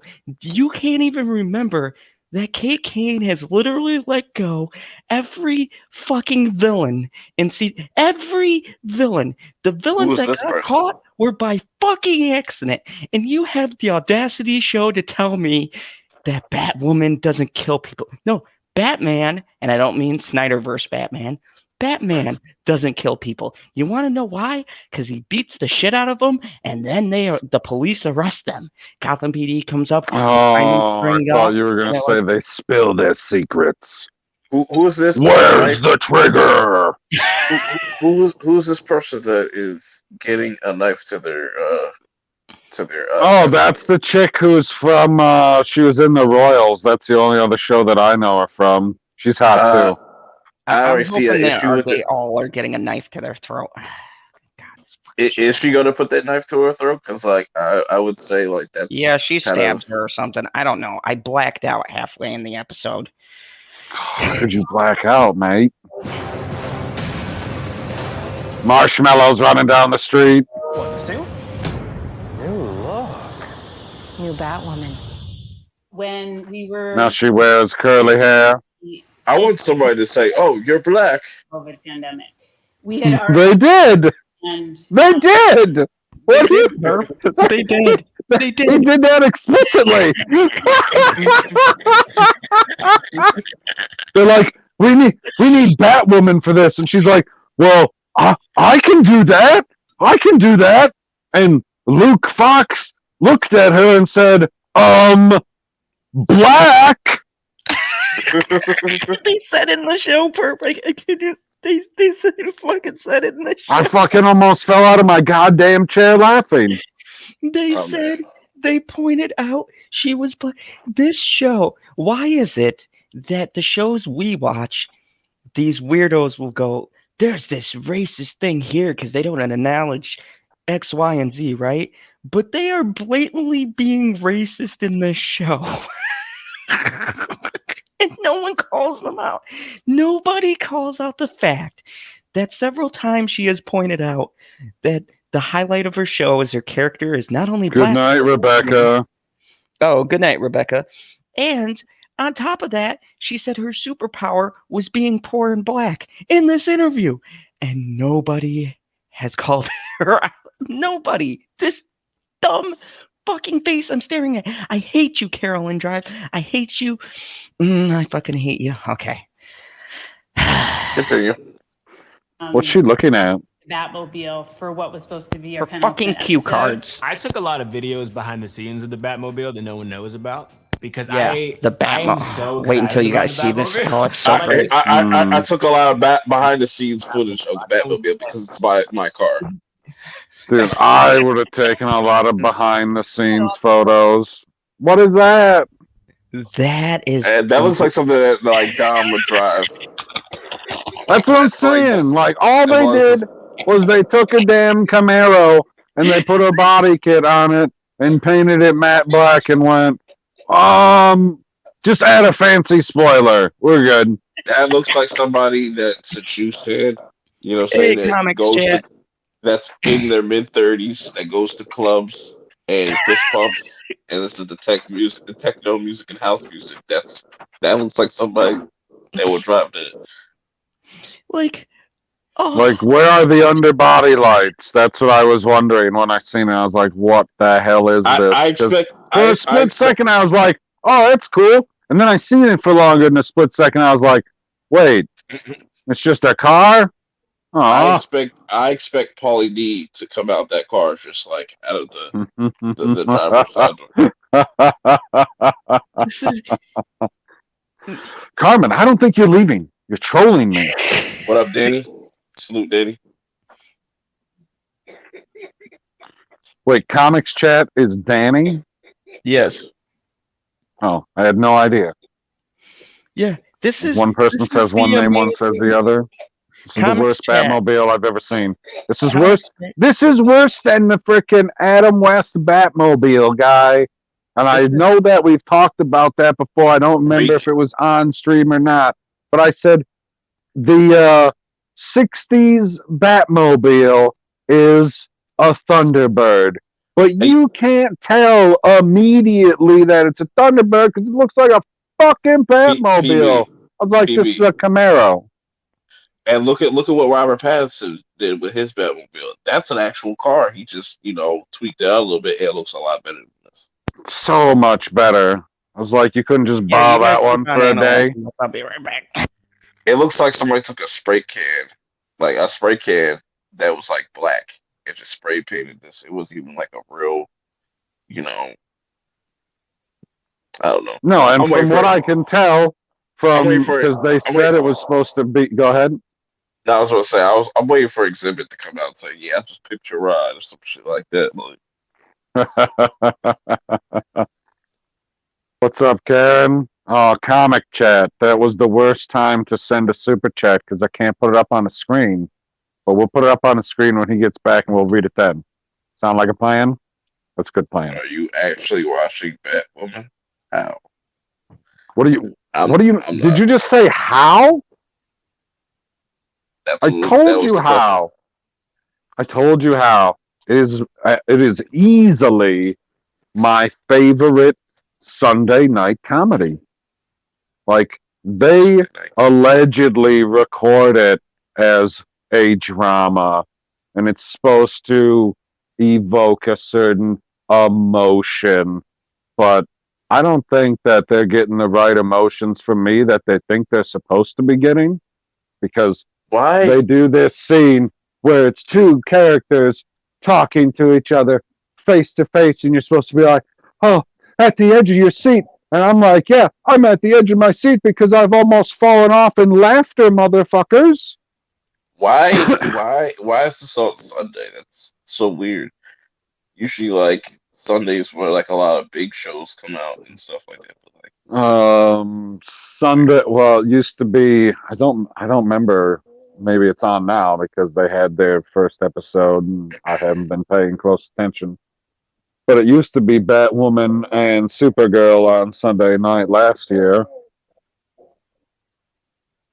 So I don't know exactly why. Like half of their freaking lineup is DC shows. Because then, what Monday night used to be? Shit, I don't freaking remember. you know, Tuesday night used to be Flash and Arrow when it was still on. This looks a lot like General Zod's car. Not even gonna lie. Are you kidding me? He wishes. He wishes he could have the Blackmobile. Oh, the Batmobile is here. And I was like, no, the Batmobile is like, what are you? No, this is like one of the biggest Batman properties ever. This is 2021 Corvette. What are you talking about? Like the fact that they have a trademarked Batmobile. I feel like that's his point. I don't understand. It's not like you have a fucking tumbler, man. It's not like you're like, well, they had the extra one left over from Bane, so we painted it fucking black and was like, bring it down. Or a bat crawler. You got one of those. Fucking hell. Like, Jesus Christ. Oh, this gets better. Now she's talking about how they souped up the car. Oh, this is magnificent. Production designer souped it up. And then I sent photos of the mock-up to DC, and, you know, it goes to send me some photos. Approved it. So I was like, great. Woohoo! Woohoo! Did the right thing, Mama. I hate my job. And I will try to do the right thing tomorrow. At least she can dress, though. She's talking to a plant, so I can't take that serious. She's talking to Groot now? That's supposed to be her mom, because her mom died because Alice set her building on fire. So her ashes are in that pot. No. Whoa. Her mom did not die because of a fire. What? Yeah, Alice's thugs or something. No, the thugs came in and fucking stabbed them. Oh, I don't know. Like I said, I was half in and out. So what's up? Why is she talking to the damn tree? Because the tree is like what movie is it? How High? Right? Pretty much. Oh, here's the greatest explanation. So apparently, doesn't it have the ashes aren't the ashes in the dirt? I guess, like I said, I was in and out. Anyways, Batwoman. God, it seems like you were just out. Batwoman has the same fucking wound. This is the biggest for anybody who follows comics. Holy fuck. This is the stupidest plot line ever. So she got shot with this kryptonite bullet. That's the only thing in the world that can pierce the fucking bat suit because it's made out of, I don't know, unobtainium. Unobtainium? Who the fuck knows? It's definitely no fucking thing on God's green earth.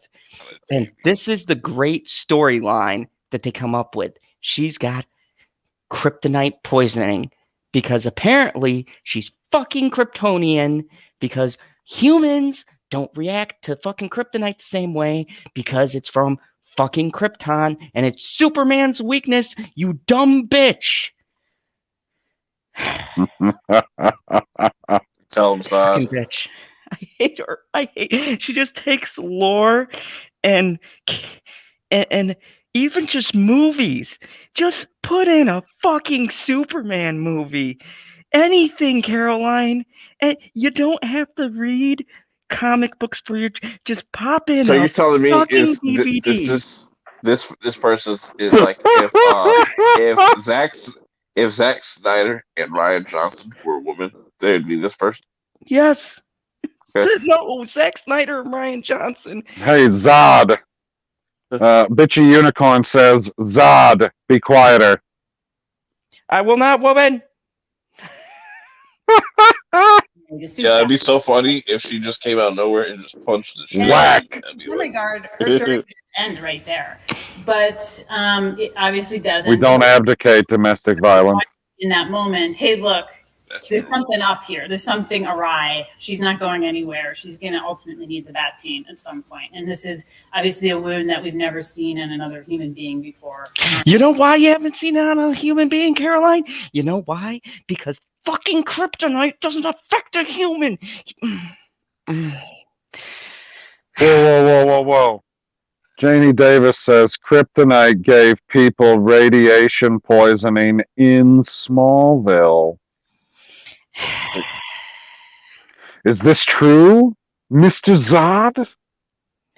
I've watched Smallville. No, there was a link to superpowers, maybe, perhaps, but there was other shit going on. I'm gonna look more into that. But no, that's not what this is, Janie, because they're not that smart. That's not what this is. Not at all, Janie. That would make sense. And you're forgetting you're listening to Batwoman. Nothing these people do makes any logical sense in the world that we live in, or the fucking DC world, or the multiverse, or any other fucking universe where superheroes exist, because this bitch doesn't know how to write nothing. I would not trust her to write down the fucking alphabet. Our show, at least. You just threw up the finger? Go back. I thought that was her boobie. How was that? I think fans are definitely going to be concerned about Penny more because now she knows that Julie has been lying. So I think all the fans that were really, really rooting for Sophie and Julia, All two of them, including it's gonna PB. get a little rocky. So yeah, definitely. Hey. Do I think that he I like that sarcastic laugh. Like the vigilante antics of Batwoman? Possibly a little bit, but then again, does it just look like this guy's just drinking his life into it? But look at the beard and everything. I know I have that beard right now. That's a touch of gray. He's just like, I've been drinking a lot of shots to get through every shot. I gotta tell you, fans are in for, what was the line? What was, fuck it, watch the show. I don't care. WB, when are you giving me the next paycheck? yeah, not very much. I mean, Jacob is pretty hardcore when it comes to towing the line and doing the right thing, and he sees Gotham as his enclave. He sees it as his kind of kingdom, as it were. And he's like, man, I gotta really hone this shit in. Control. He is the law. So if you go against that, then he's not very happy, regardless of whether or not it's his daughter or not. You see, my dynamic with Also- Julie is very good. Luke Fox's dynamic with Ryan's is not very strong yet. Because like I said before, this thing that's in Luke where he's like, I don't know who you are, but you're already trying to fill a spot in my No, I life. thought, wait a second. Top of Perp. I thought all of you knew each other. No. No. Oh. Well, what the hell? False advertisement. That you're trying to be the new hero of the city, and that position is already filled.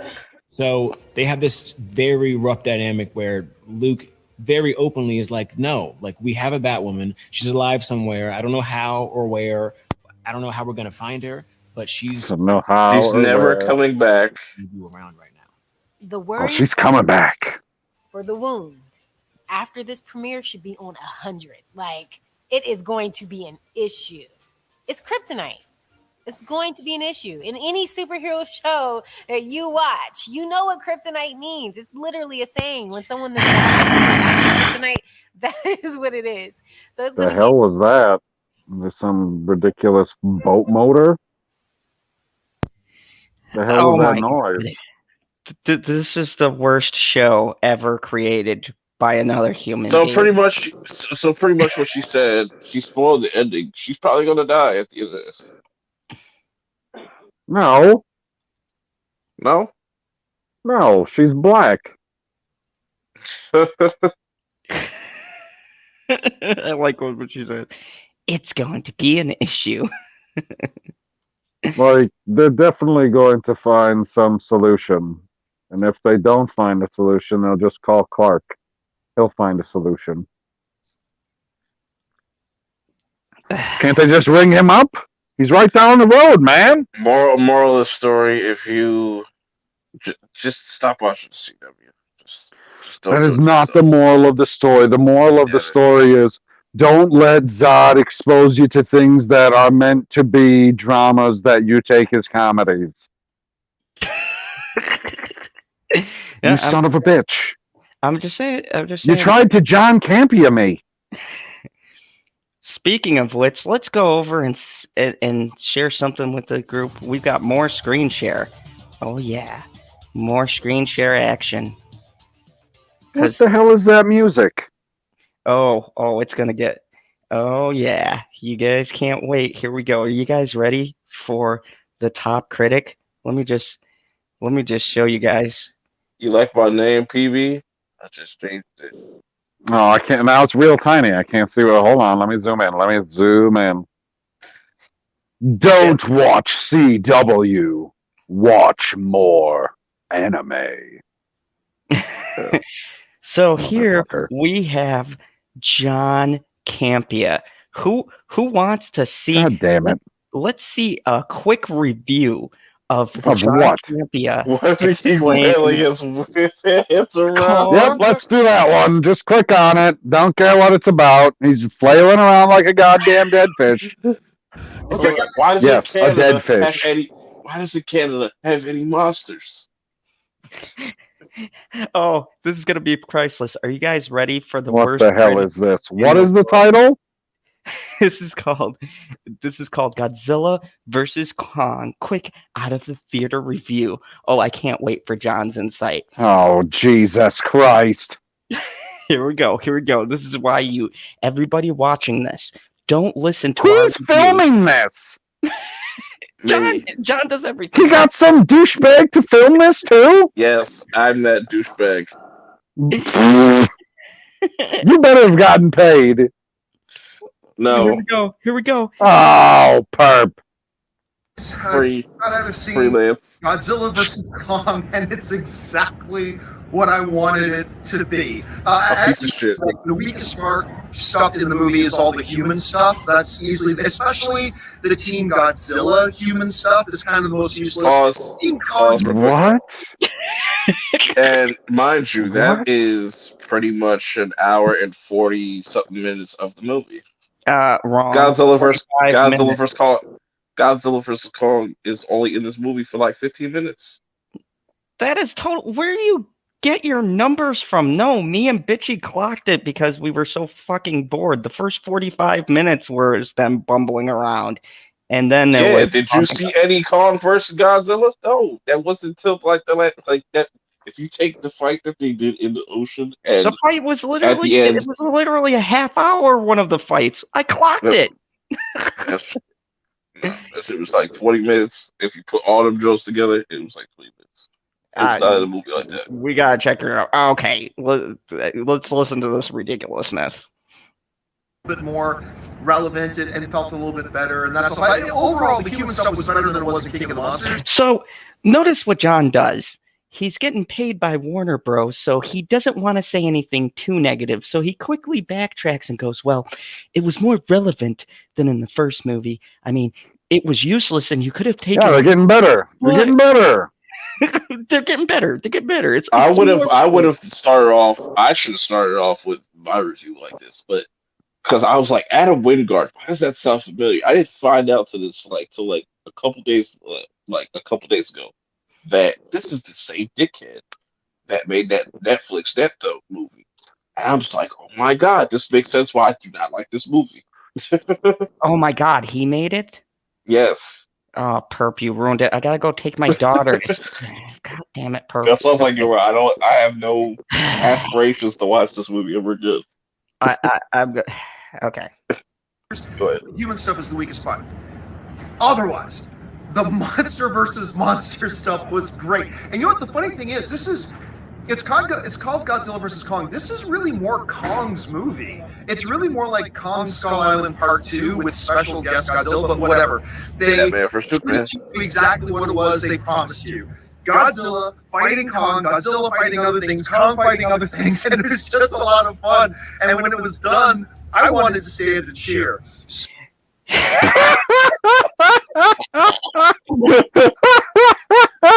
Oh man. Why does he gotta do shit like that? Why? Like, I sat here, I watched the movie, I liked the movie. I was like, oh man, I gotta get up and fucking clap and cheer, yeah!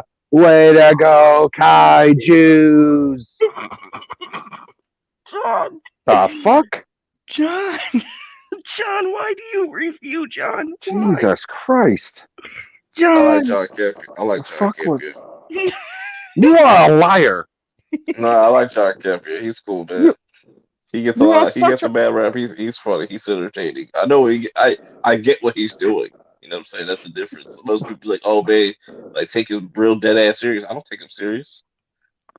And Shalena, I say that Godzilla was juicing and that he should be banned from the Olympics and have his monster. Okay, so you watched it. You think that he is moving faster and his arms grew disproportionately? No, I'm asking Zod. He finally watched it. No, not at all. I think that's ridiculous. They looked the same as they did. Go watch King of Monsters and tell me if he's moving at the same speed.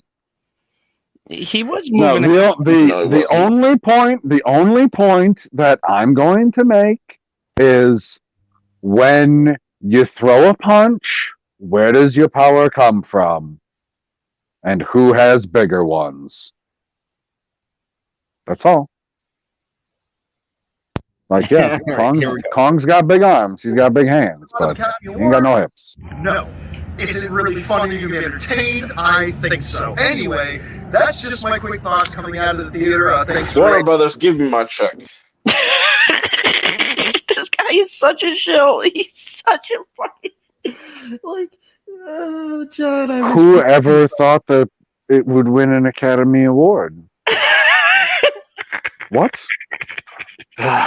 Bro, and if you look at like Adam Wingard's just track record of what he's done in the past, bro, it's just like, bro, he's known for making bad movies.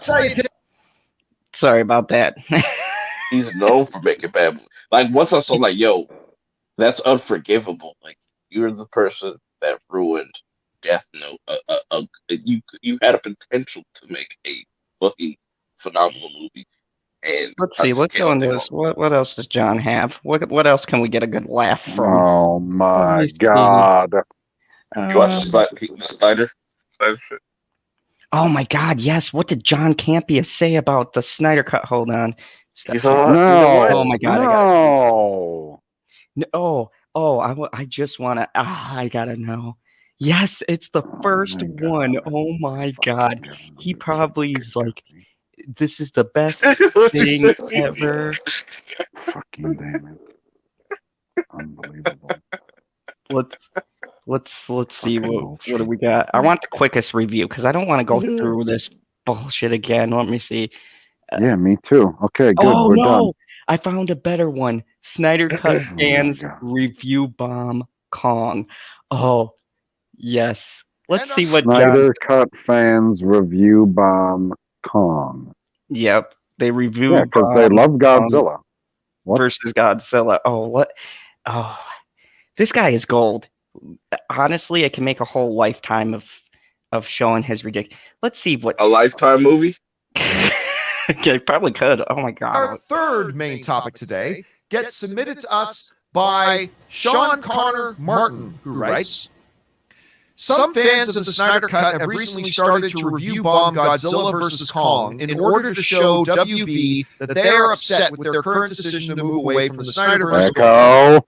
While this has led other fans to make an effort to negate their reviews, it shows how childish some fans have become, that they're willing to tank another movie to get their way. All right, thanks a lot for sending that in, Sean. And yeah, listen, I have said for a long time, and I'm glad Rotten Tomatoes made a change in their audience reviews. Still echoing, motherfucker. So John is glad that Rotten Tomatoes, and if you guys don't know the story about Rotten Tomatoes, let me tell you what they did. They went and... I bet they don't. If you want to review a movie, you have to verify by a code that you went to actually see the movie theater, like the ticket or something like that. And they, with Captain Marvel, they removed like 50 or so bad ratings. I think it was more than that. I know mine got removed 3 times. And so they literally were removing the audience score and the comments to boost the score of the movie. So if the ratio was like 90 by the critics, and it would be like 50 by the audience. But so it was fresh by both of them, they removed negative comments and they cleared out. Don't forget about the, didn't they get rid of the entire excited to see thing on Rotten Tomatoes because of that? That doesn't even exist anymore, right? They got rid of, you used to have an option on there to say if you were excited to see the movie, and they got rid of it because... Which isn't a review at all. Because Captain Marvel people wrote in, I am not excited to see this movie. In mass, they're like, nope, not excited, not excited, not excited, not excited. They're like, oh man, this movie is going to make $1 billion. I mean, we need it to make $1 billion, so we got to get rid of that feature. People got to get excited. And it's coming before Endgame. John Campia, a verified critic, supposedly, just co-signed on this. Oh, John, you're magical. Keep putting your foot in your mouth. I love this guy. Although they got to figure out a way to do it for television stuff and streaming stuff, because they just don't have a good way to do it. But for theatrical movies... So he said not only does he want them to get rid of your guys' opinions for movies, but he says, fuck that. For television shows, for streaming shows, just get rid of everyone's negative comments. Let's not have an opinion at all opposing, because... No negative opinions. No, he sounds just like somebody else I know. Somebody else I know. They're like Marvel oriented. They're like a Second Street knockoff or something. Third Street?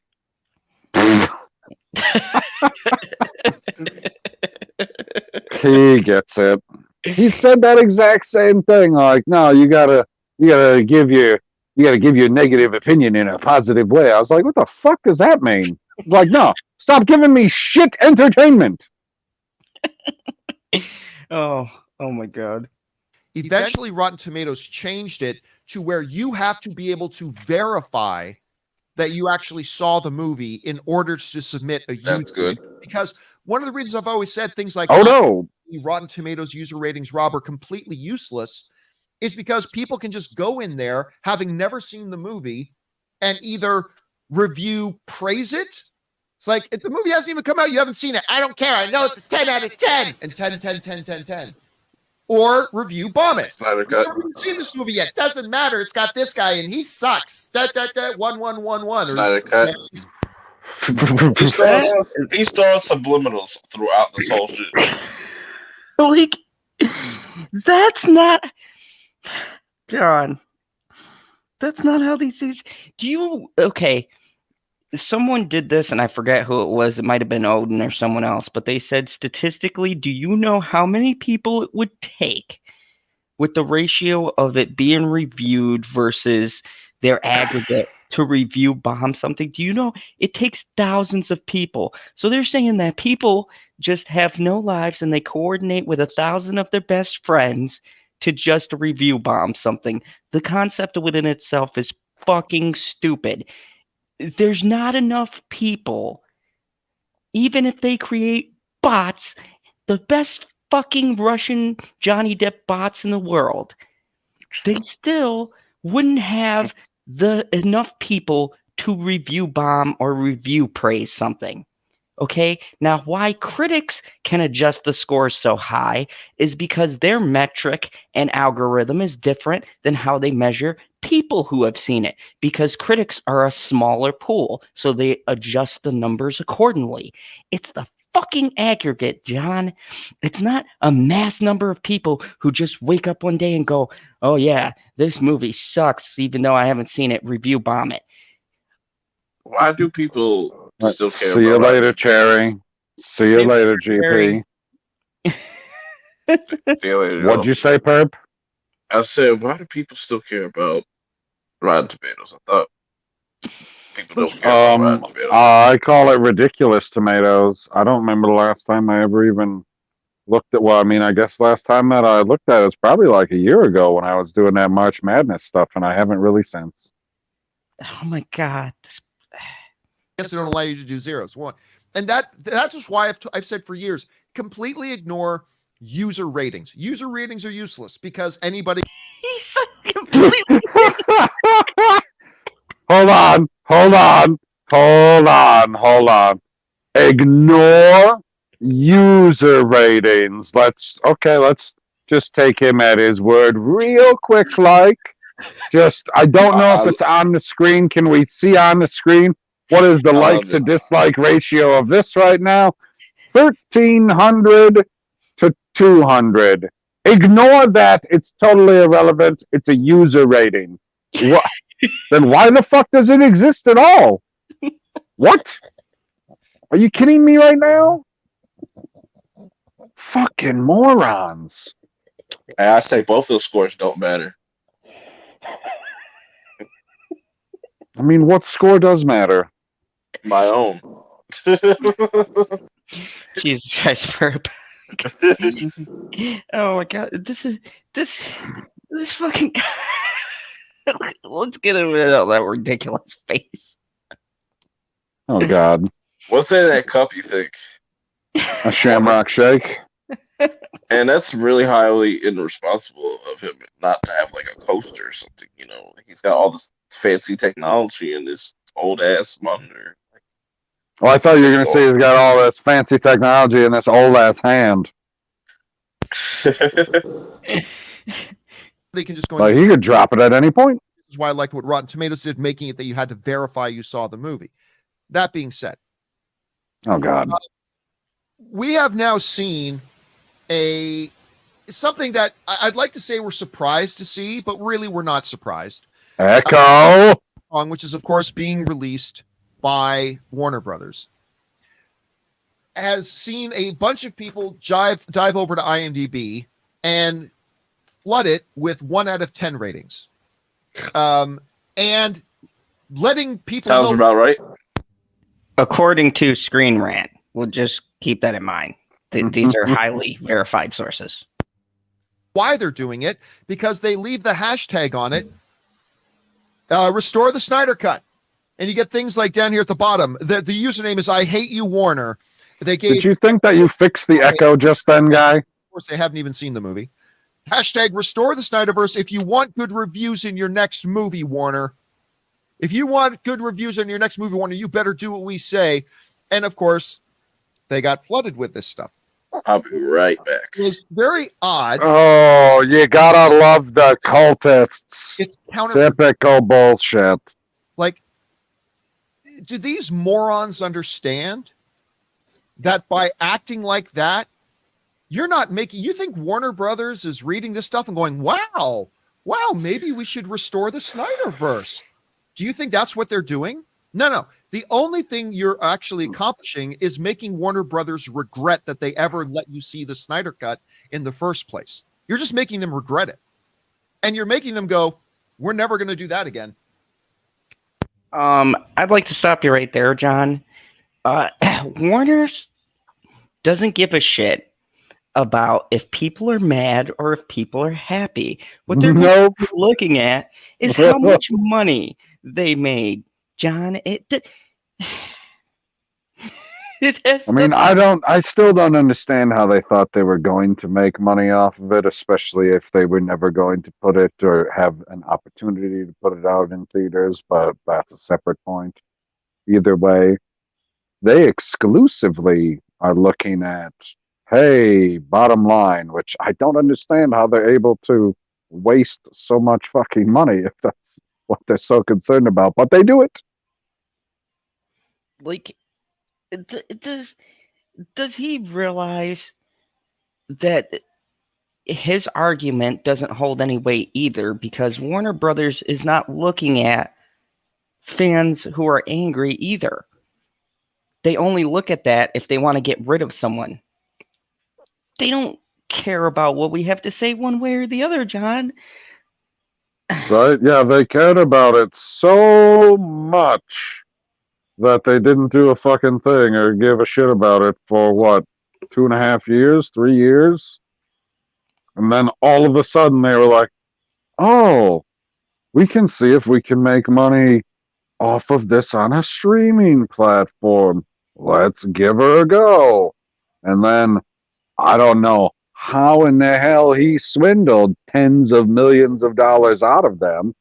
And then, gives you the bullshit line of, well, I didn't take any of it. Sure you didn't. Sure you didn't. Not a Then dime. just show me where it went then. I feel like that's got to be super easy. Like it's got to be like, here was the check for 70 million, 80 million, 90 million, upwards of $100 million. You could just show me where it all went. Because none of it went to you. Happens. It's like a guy comes along to you and says, hey man, I can you lend me $5? Like a friend of yours, maybe who's having a hard time. Can you lend me $5 so I can go, buy a McChicken sandwich at McDonald's? And you say, you know what? Sure. Yeah. Here, take $5. Oh, thanks. You gave me $5. And then they pull a gun on you, say, now give me your car. And that is the worst analogy I've ever heard. Yeah, the Snyder Cut isn't worth $5.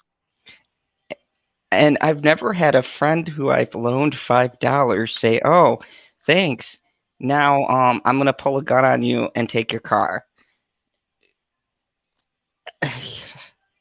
That's what's happening here. And there are some people that instead of just being grateful that they were able to see, that Warner Brothers was never going to do, There's still a fucking echo, guy.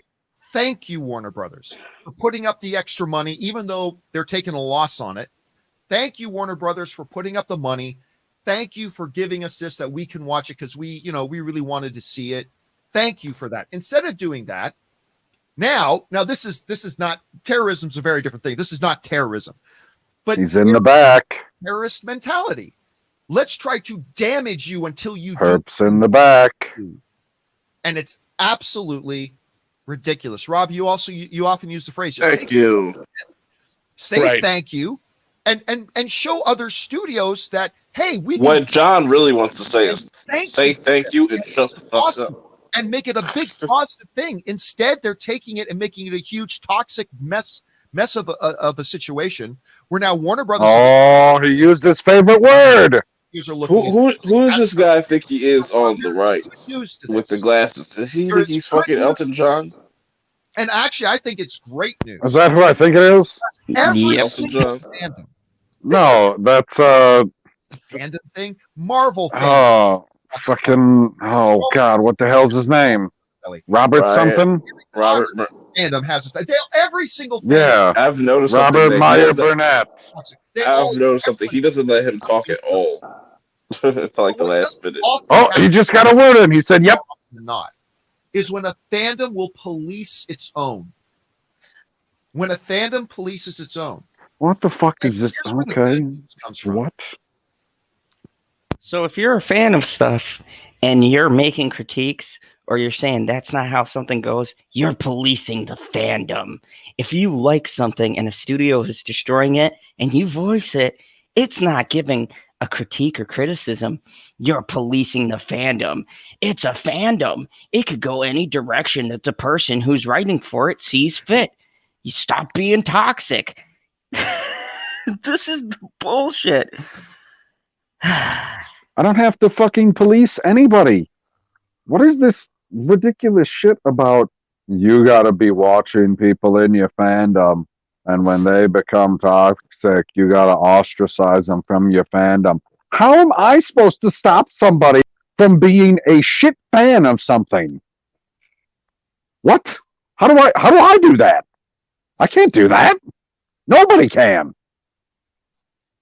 The good news is a whole bunch of people who are really big supporters of the Restore the Snyderverse movement and all that kind of stuff, they saw what was going on with these idiots review bombing something else. And a bunch of people in the Restore the Snyder Cut version, they said, no, no, no, no, no, no. And they started positive review bombing Godzilla vs. Kong and putting... Wait. Positive review bombing is not a phrase. Positive review. What the fuck?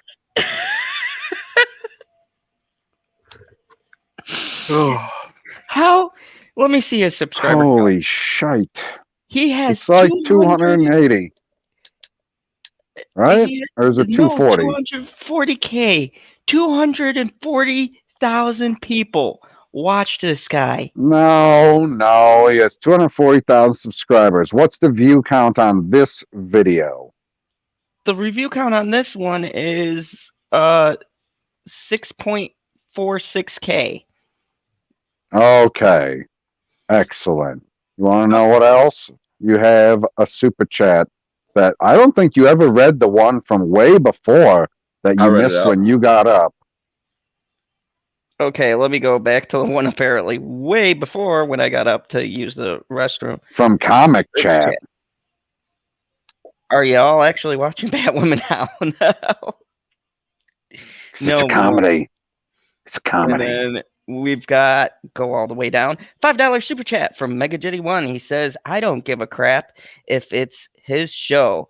As my stepdad says, whenever he watches shows with guests, let them freaking talk. Shut the heck up and let them talk. No, he has somebody on. And look, this video is almost done. We're 5 minutes in a 9-minute video, and this poor guy has been sitting on He does that till all time. and just said, yep, the whole time. Yep.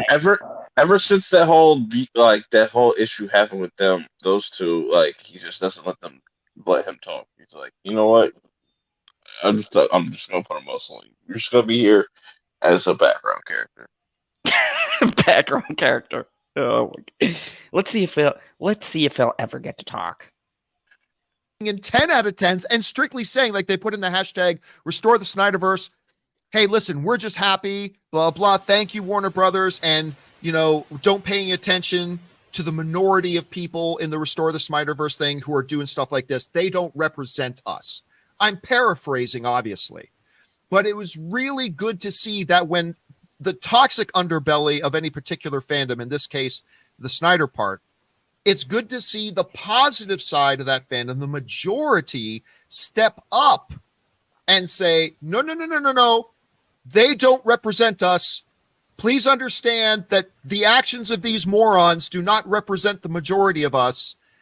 Now, nobody should be putting in fake reviews for any movie, positive or negative, but I applaud all those people who were like, no, no, no, no, no, no. This is not how we act, and they try to counter it, and they've countered it very well, because I think right now Godzilla vs. Kong, the average rating on IMDb, which shouldn't be paid attention to anyway, is sitting at somewhere around 7.9.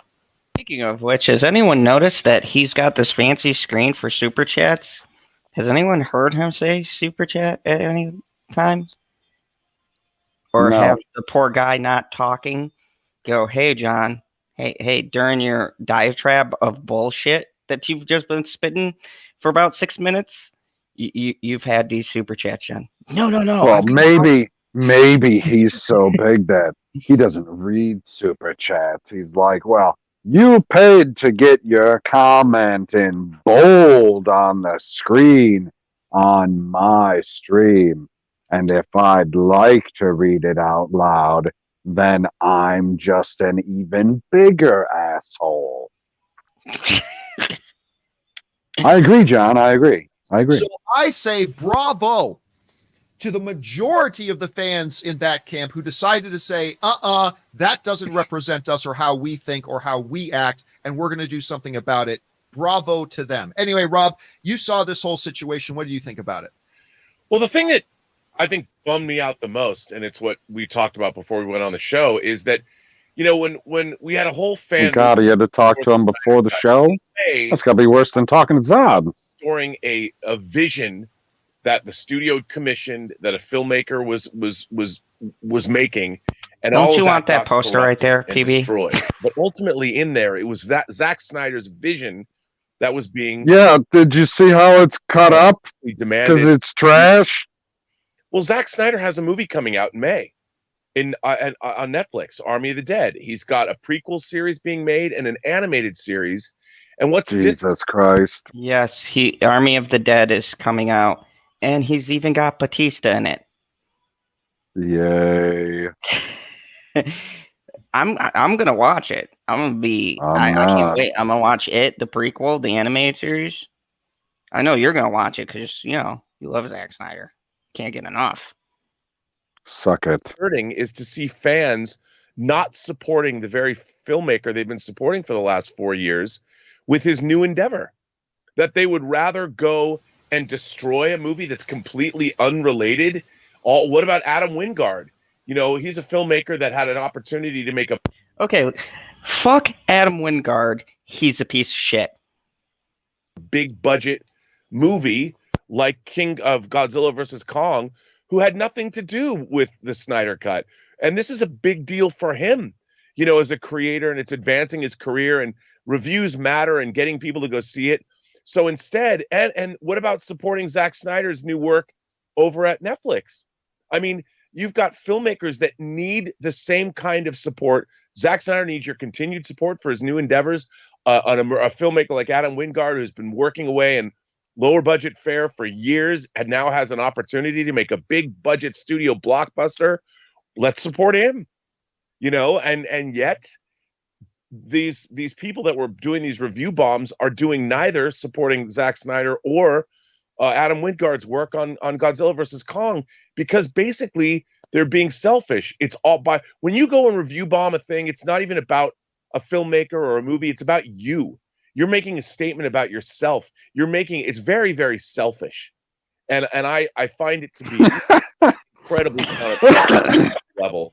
And it's certainly not what you should. Very selfish. The intentions are good, but the road to hell, John, is paved with the people that were review bombing Godzilla vs. Kong.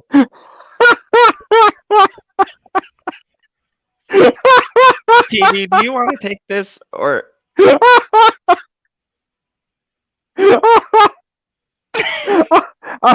Oh man!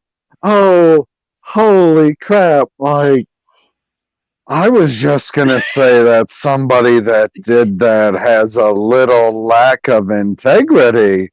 Not that they're paving the road to hell. My God! Like, we're talking about movies, right? Right? We're talking about movies. Yeah. Like movies that are making, I don't know how much money. Like, it's got to be, by the time this weekend is over, it's got to be over $200 million, I bet, for Godzilla vs. Kong, right? Yeah. Global. I don't know how much it costs to make that movie, but that's still a chunk of change, whatever. Especially with the way that everything's operating now. And that's just to say that people that are, well, you're going to go out there and review bomb it. You're paving the road to hell. What the fuck? How about you just tell them to, knock it off, because, it's not the right thing to do, instead of essentially telling them that they're going to hell because they've review bombed a movie? Is that not what you got from that? Because that's what I took away from that. And I don't think I've ever told anybody they were going to hell because they've said something or done something bad about a Hollywood star's piece of art. Are you fucking kidding me? Every single one of them will be okay. All of them. I love what Jelena says. She says, hashtag don't support an abuser. So I'll say what I want in a review of a movie at Gerald's.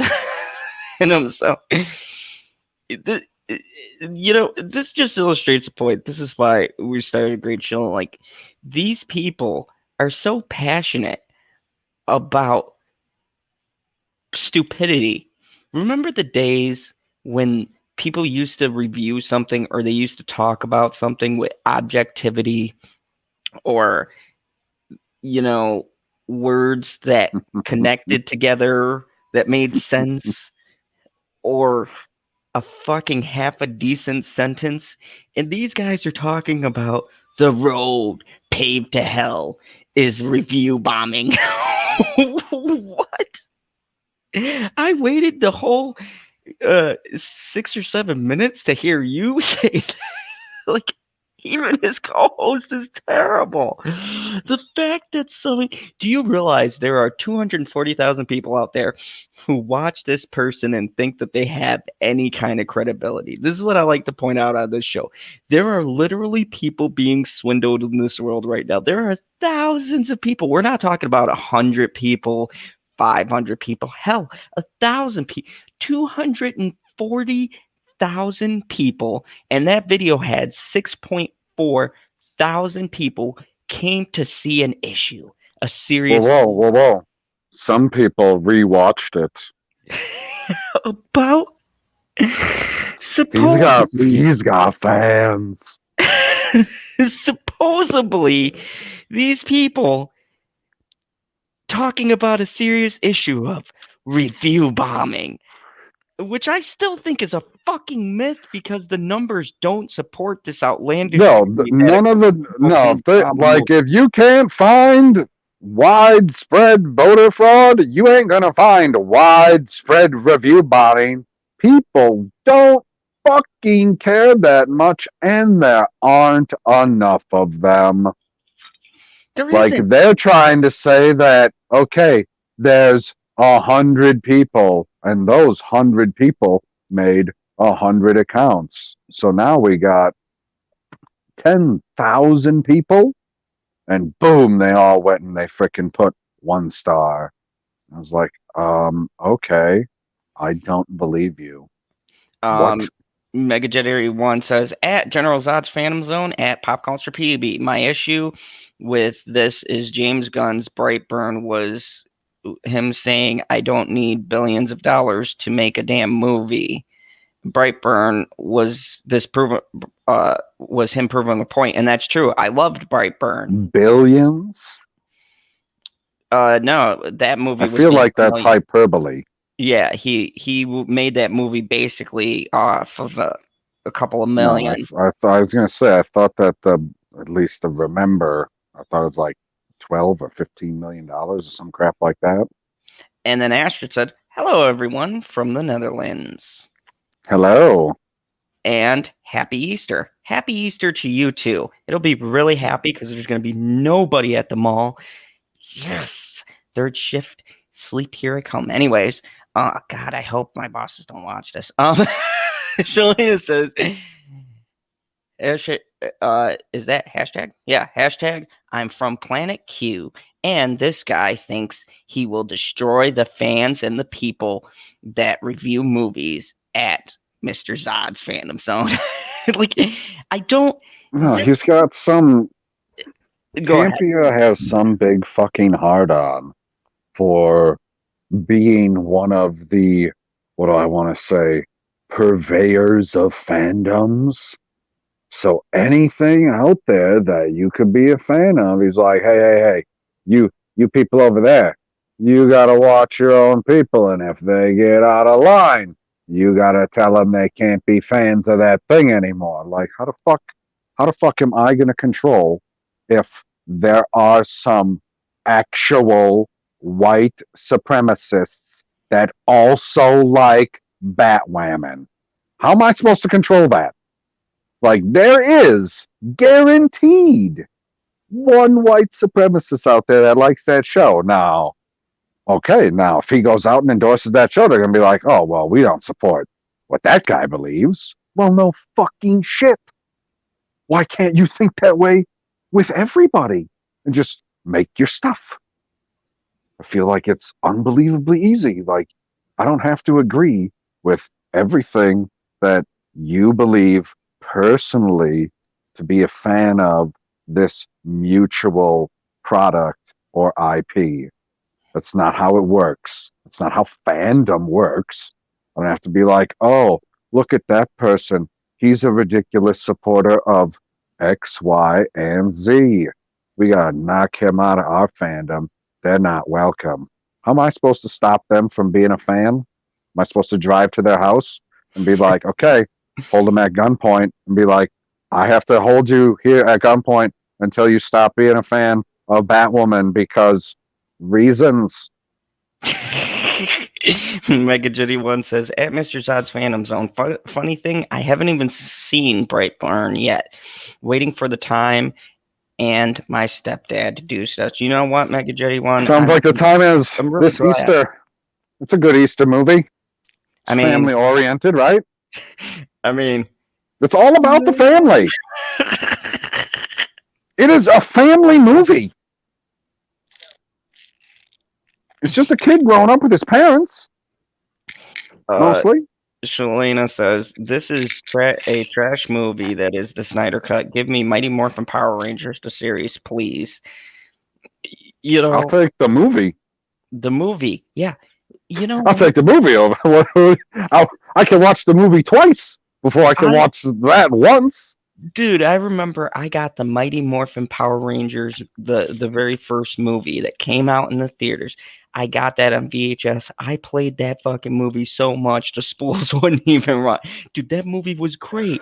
That movie had just the right amount of cheese, just the right amount of shitty special effects that they had back in the day. But God, we loved them because you know what? They cared.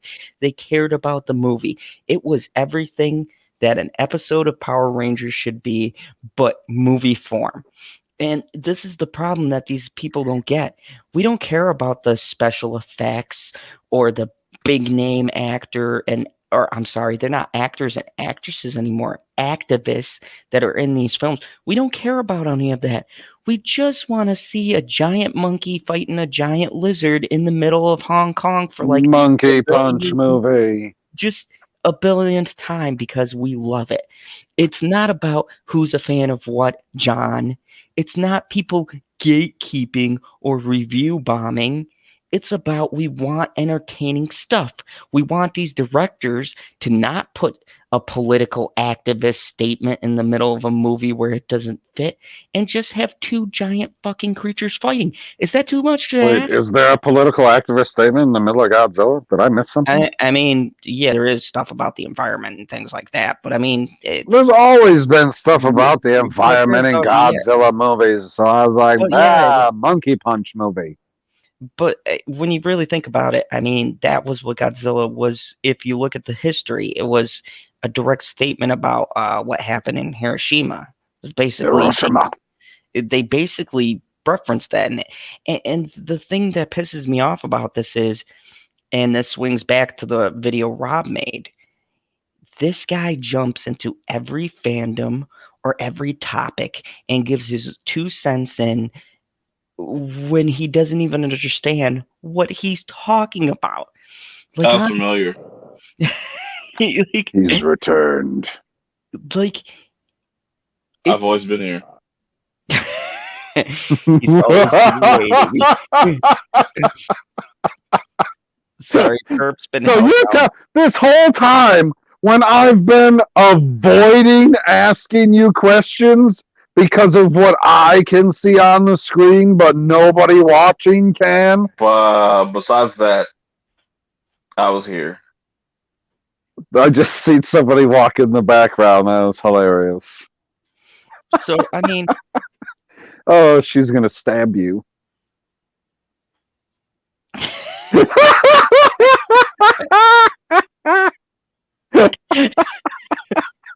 the fuck, man? What the fuck is that?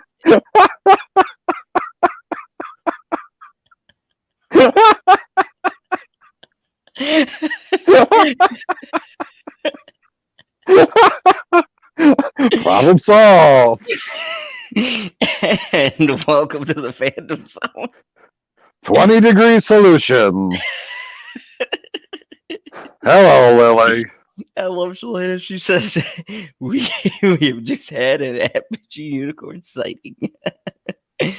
Don't worry, this Sunday, me and Right, there's a bitchy unicorn we're crossing actually sign going somewhere. to be reviewing a good movie, Nobody, which I can't believe I'm going to say this. I can't believe these words are going to leave my mouth.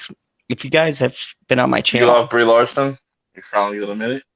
I hate you. But Say it. I There's a love video John, of that. I love John Wick, but this movie was actually better than John Wick, and I mean the first John Wick. This movie, Bob Odenkirk, if you guys don't know, is from Breaking Bad. He plays Saul, and dude, the shit he does in this movie, we were watching it and we were just like, wow, like. And here's the thing. He's supposed to be in this movie kind of an average guy, and he just like doesn't win a fight. Like he literally gets his ass beat and he gets stabbed and just several different things. Like he takes damage. The fact that he's walking and fighting damage. I don't know how to put it. Like, you know how you see those movies where, like, you know, someone gets thrown out of a window and they're shot, and the next scene it's like, oh, I just put some band-aids on and I'm good to go. Like, they literally show scenes of like his wife like dressing his wound with like that glue for wounds. They like literally have like a thing a medical glue kind of thing that they put over wounds. Okay, I have no idea what you're talking about, but you know what you're talking about, so Bianca's question should make sense. Is she better or worse than the first skinny girl? What? I have no idea what that means. I have no idea. Are we talking? I don't think we're talking about this. What are you talking about? Oh, Lily Potter. Hi, Lily Potter. Bitchy put, yeah, I was hiding. LOL. Or is she? No, I'm not gonna. Oh my God. Jesus Christ. Unbelievable. Yeah. Bitchy loved John Wick, but she says, I can admit it. I loved it a lot better than the first John Wick. This movie What's is crazy. the name of this movie? Nobody. If you guys have not seen it, kind of weird too. The person who produced John Wick made this movie. So she said, so it's okay to say it's better than the first one. So I haven't seen any of the John Wick movies. Hold on. Leave now. Oh, that unmuted him real fast. Leave now. Leave now. What?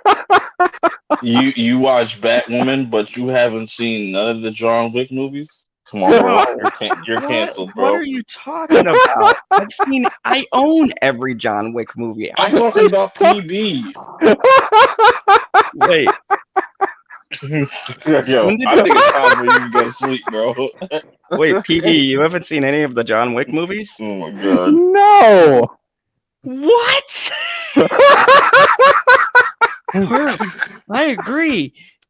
PB, what did you see how fast his button came unmuted when I said that? He's like, what the actual fuck, bruh?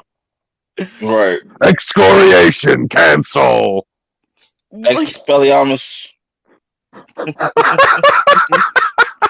Oh my God. I hate you, PB. You need to go watch you need to go watch John Wick 1, 2, and 3. Right in a row. Right in a row. Right in a row? Right in a row? That seems like work. Don't drink anything. If you need to, put them by. I don't know if I'm totally caught up on Batwoman yet. You know what? I will give you my fucking HBO Max Are account. you wearing go on there flannel and watch pants? all of the John Wick movies consecutively, and you don't leave that television set until you have given proper homage to the Jesus Christ of acting right now, fucking Keanu Reeves, okay? Fuck Snyder. Keanu Reeves should have his own I day. thought he was the He should Constantine of acting. he should have his own day. He should have posters made. Babies should be named after him. He should run for fucking mayor of every fucking town. You got really weird with it. So got really weird with Really it. fucking weird. He's like, Keanu. I'm just saying they're great. They're great movies. That's all I'll say about them. They're just great. He's movies. like, That's all they're you great know. movies. I don't know about Keanu, but John Wick, yeah.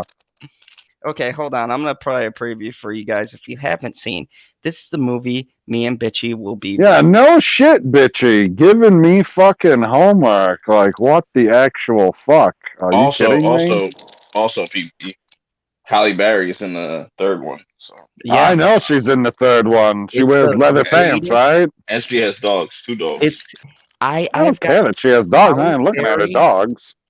Halle Berry is how you betray a powerful female character right there. She doesn't come on. Yeah, I know. screen She's and go- catwamming. She doesn't come on and go, I'm the strongest. I'm better than John Wick. No, she's got 2 dogs that fuck shit up.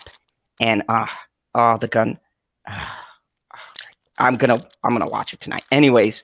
Oh, wait a second. Bitchy Unicorn said, "Oh, don't worry. He always gets a good daily slapping. Sometimes even more than once a day." Well, we're gonna watch this preview. Preview for what? For the movie we will be reviewing this Sunday. So they took maybe $20 and an old watch? Mr. Manson. That's a lot. Could have taken her, Dad. It's Saul. Heard you had some excitement last night. Yep. I wish they'd have picked my place, you know? And he's a badass.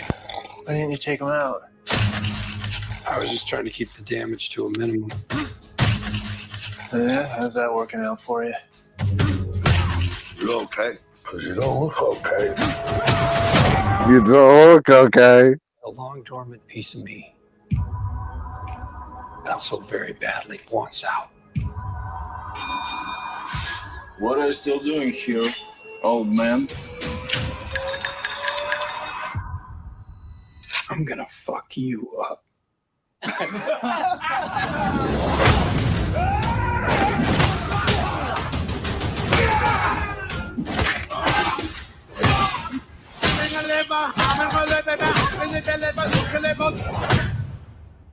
It's been a hell of a day. You can see that. For 12 years, I worked for some very dangerous people. Everybody get to the basement. What is happening? Don't call 911. I used to be what they call an auditor. The last guy anyone wants to see at their door. Because it meant you didn't have long to live. But I left it behind to start a family. I might have overcorrected. When you left, you abandoned a certain debt that needs repayment. And your creditor is aware of your resurrection.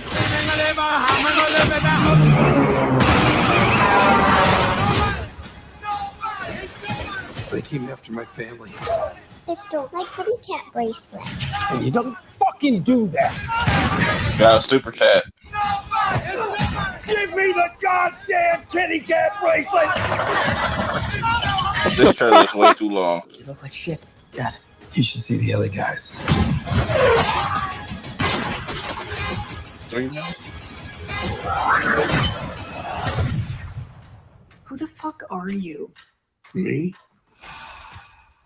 I'm nobody.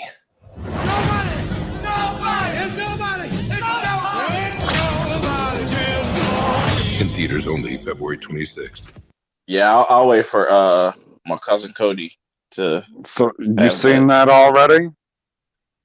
Yes, I did, and that isn't even half the movie. Honestly, with as long as that was, I would That's hope not. It's only like as long as a trailer. Cherry K with a $2, or no, is that £2? I always get the E. £2. Yeah, super chat. Hashtag pineapple. Hashtag okay, bye. Yes. Did you see that exploding of avocado? Yes, I I did. watched Chaos. Where did it go? And It disappeared.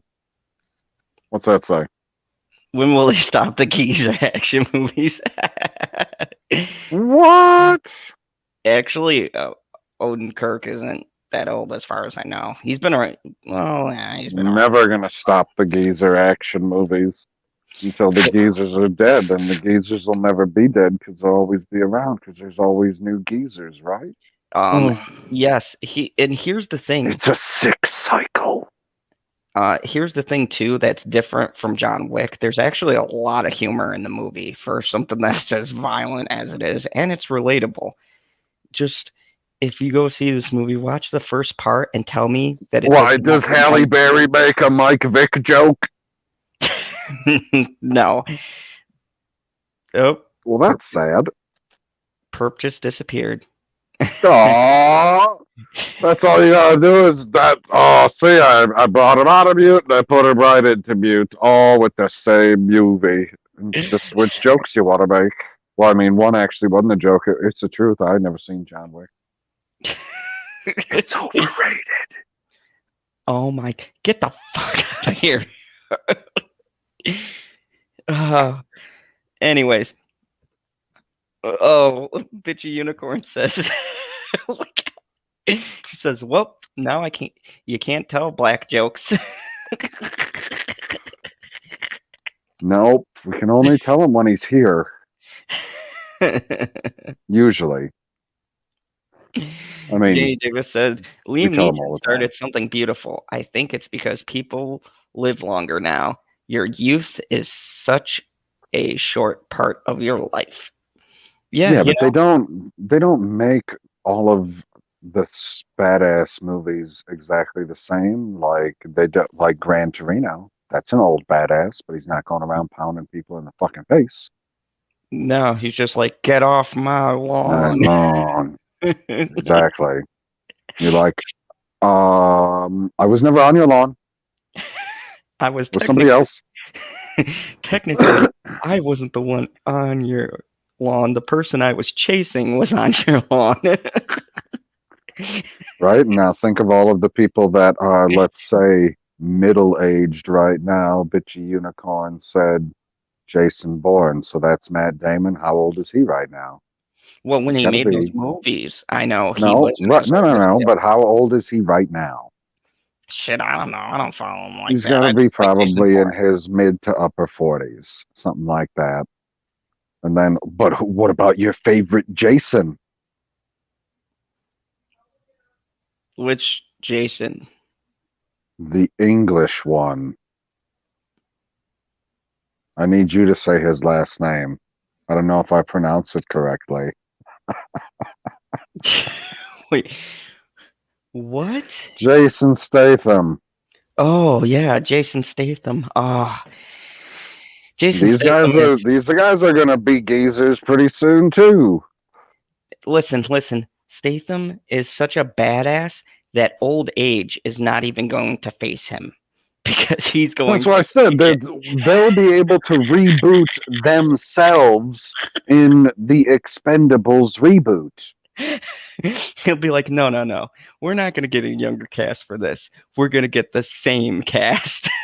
And be like, thaw out the governor again. Bring him in. He'll be good to go. give him a steroid shot. He'll be okay. They'll be like, we know that nobody can understand Sylvester Stallone anymore. Oh my goodness, it's Inception. Well, yeah, people are finally waking up over there. It's almost 9 a.m, guy. Oh, that's right. Don't you know how time works? I'm in a place where Time doesn't exist relative to your dimension. Oh, The what fandoms the don't have actual fuck? the fandom zone has no relative time. I'm just No spinning around relative time. in a diamond. Unbelievable. Have you not seen the prison? Okay, right now The it looks prism? good. Right now it looks good, but that's just because, my lieutenant has really jazzed the place up. Yeah, that's right. I called you my lieutenant. She's only a lieutenant. You're a general, and she's only a lieutenant? That's right. Interesting. See, Hen says good morning. Like all of us people are ready to say good night, and she's like, "Good morning, people." Like you're the only one. The only one.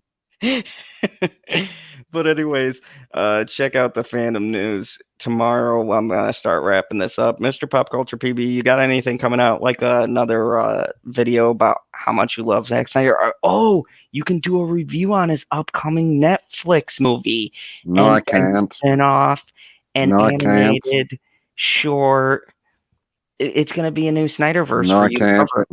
No. A zombie Snyderverse. Oh It my has nothing to do with DC, Marvel, or Star Wars. Oh my god, it's gonna be the Zack Snyder zombie verse. Oh my god. So wait, so this is supposed to be like you said it's Army of Dead? Yep. So it's him Army of rebooting freaking Bruce Campbell's universe? No, that's Army of Darkness. Don't ever mix up those two. No. Well, what are the other movies that go with it? Evil Dead. Evil Dead. Yeah, no. Those are So great. what is this? This is supposed to be wholly original? Yes, supposedly. Hmm. I know that he did work on the only other good movie, which was his first one, which I didn't know he also co-wrote with James Gunn, but Dawn of the Dead, that reboot, that was actually him and James Gunn that did that. And I'm willing to bet James Gunn did the story because Yeah, I'm willing to it bet was he Zack just Snyder did the story. visuals. Yeah, Zach just did the visuals. I'm pretty sure on that.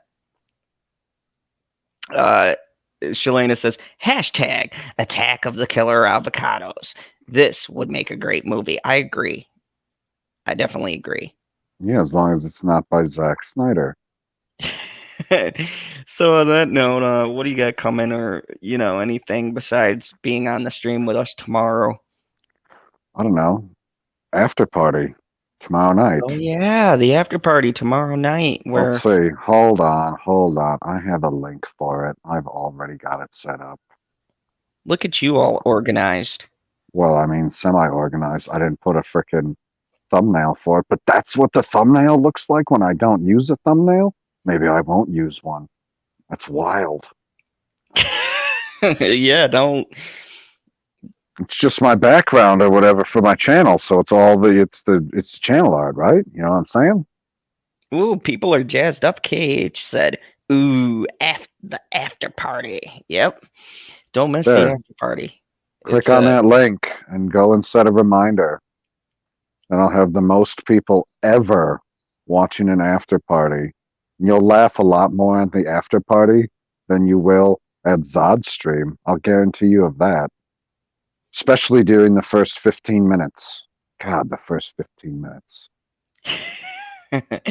But I mean, after that, it's you know what? This video is probably going to get demonetized anyways because I used a trailer and I used John Campia's thing, and John Campia is going to see our thing of it, and he's going to be like, "Fuck these guys! Review bomb it! Bomb it!" Ooh, here's a question.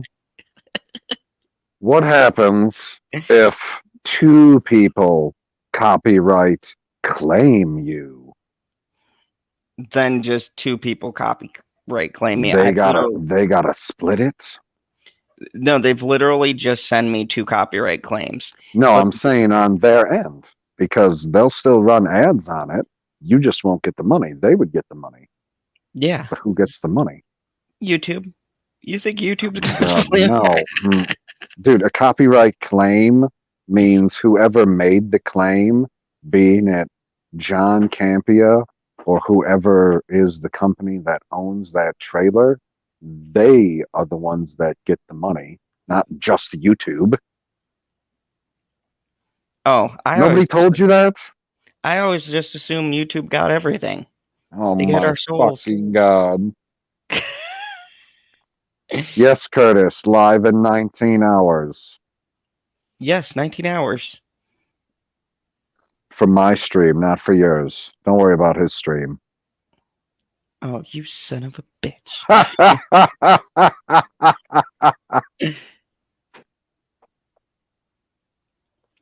Yep.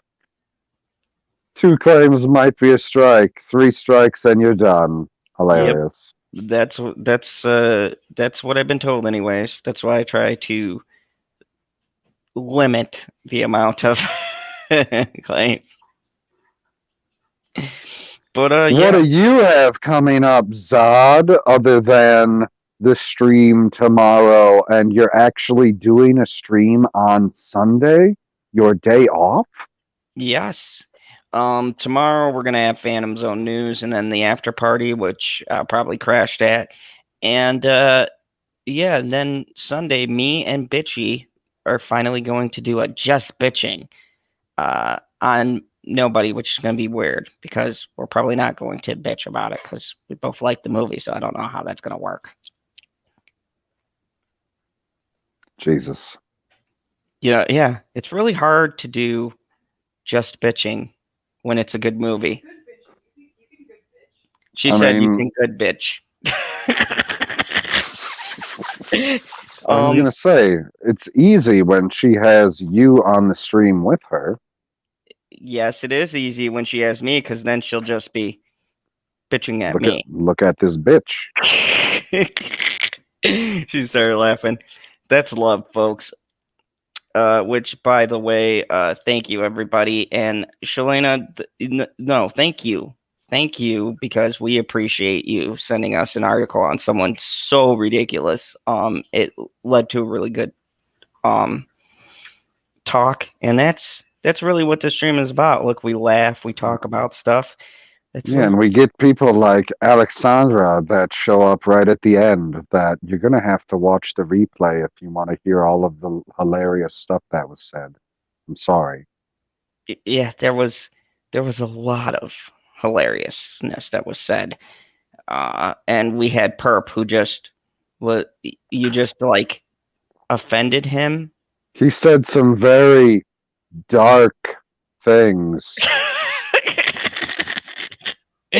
And on that note, thank you everybody for coming out. We will see you tomorrow at 8 p.m. Central Time for Phantom Zone News, and we will see you for Just Bitching, where you get to see the beautiful and lovely Bitchy Unicorn in all of her majesticness as she graces you with her presence to talk about Nobody. And we may even be back to do another one next Sunday on Kong.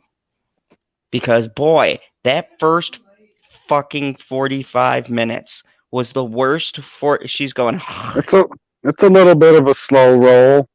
That first 45 minutes, and don't get me wrong, we both geeked out on Mega Godzilla, but that first 45 minutes. Millie Bobby Brown, and it was like, yay, oh, yay.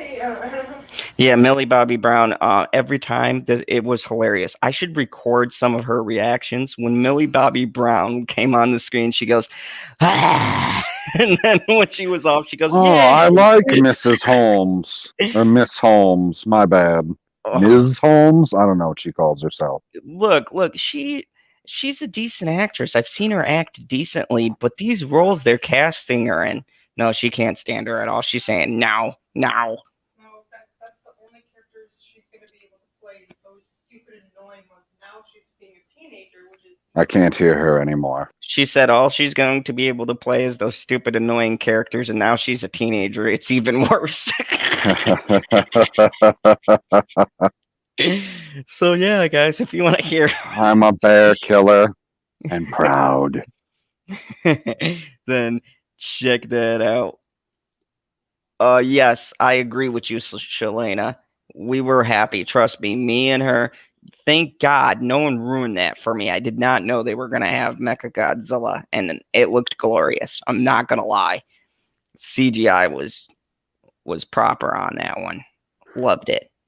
But anyways, thank you everybody for watching. Please click that like button. Please share this in the multiverses of the media.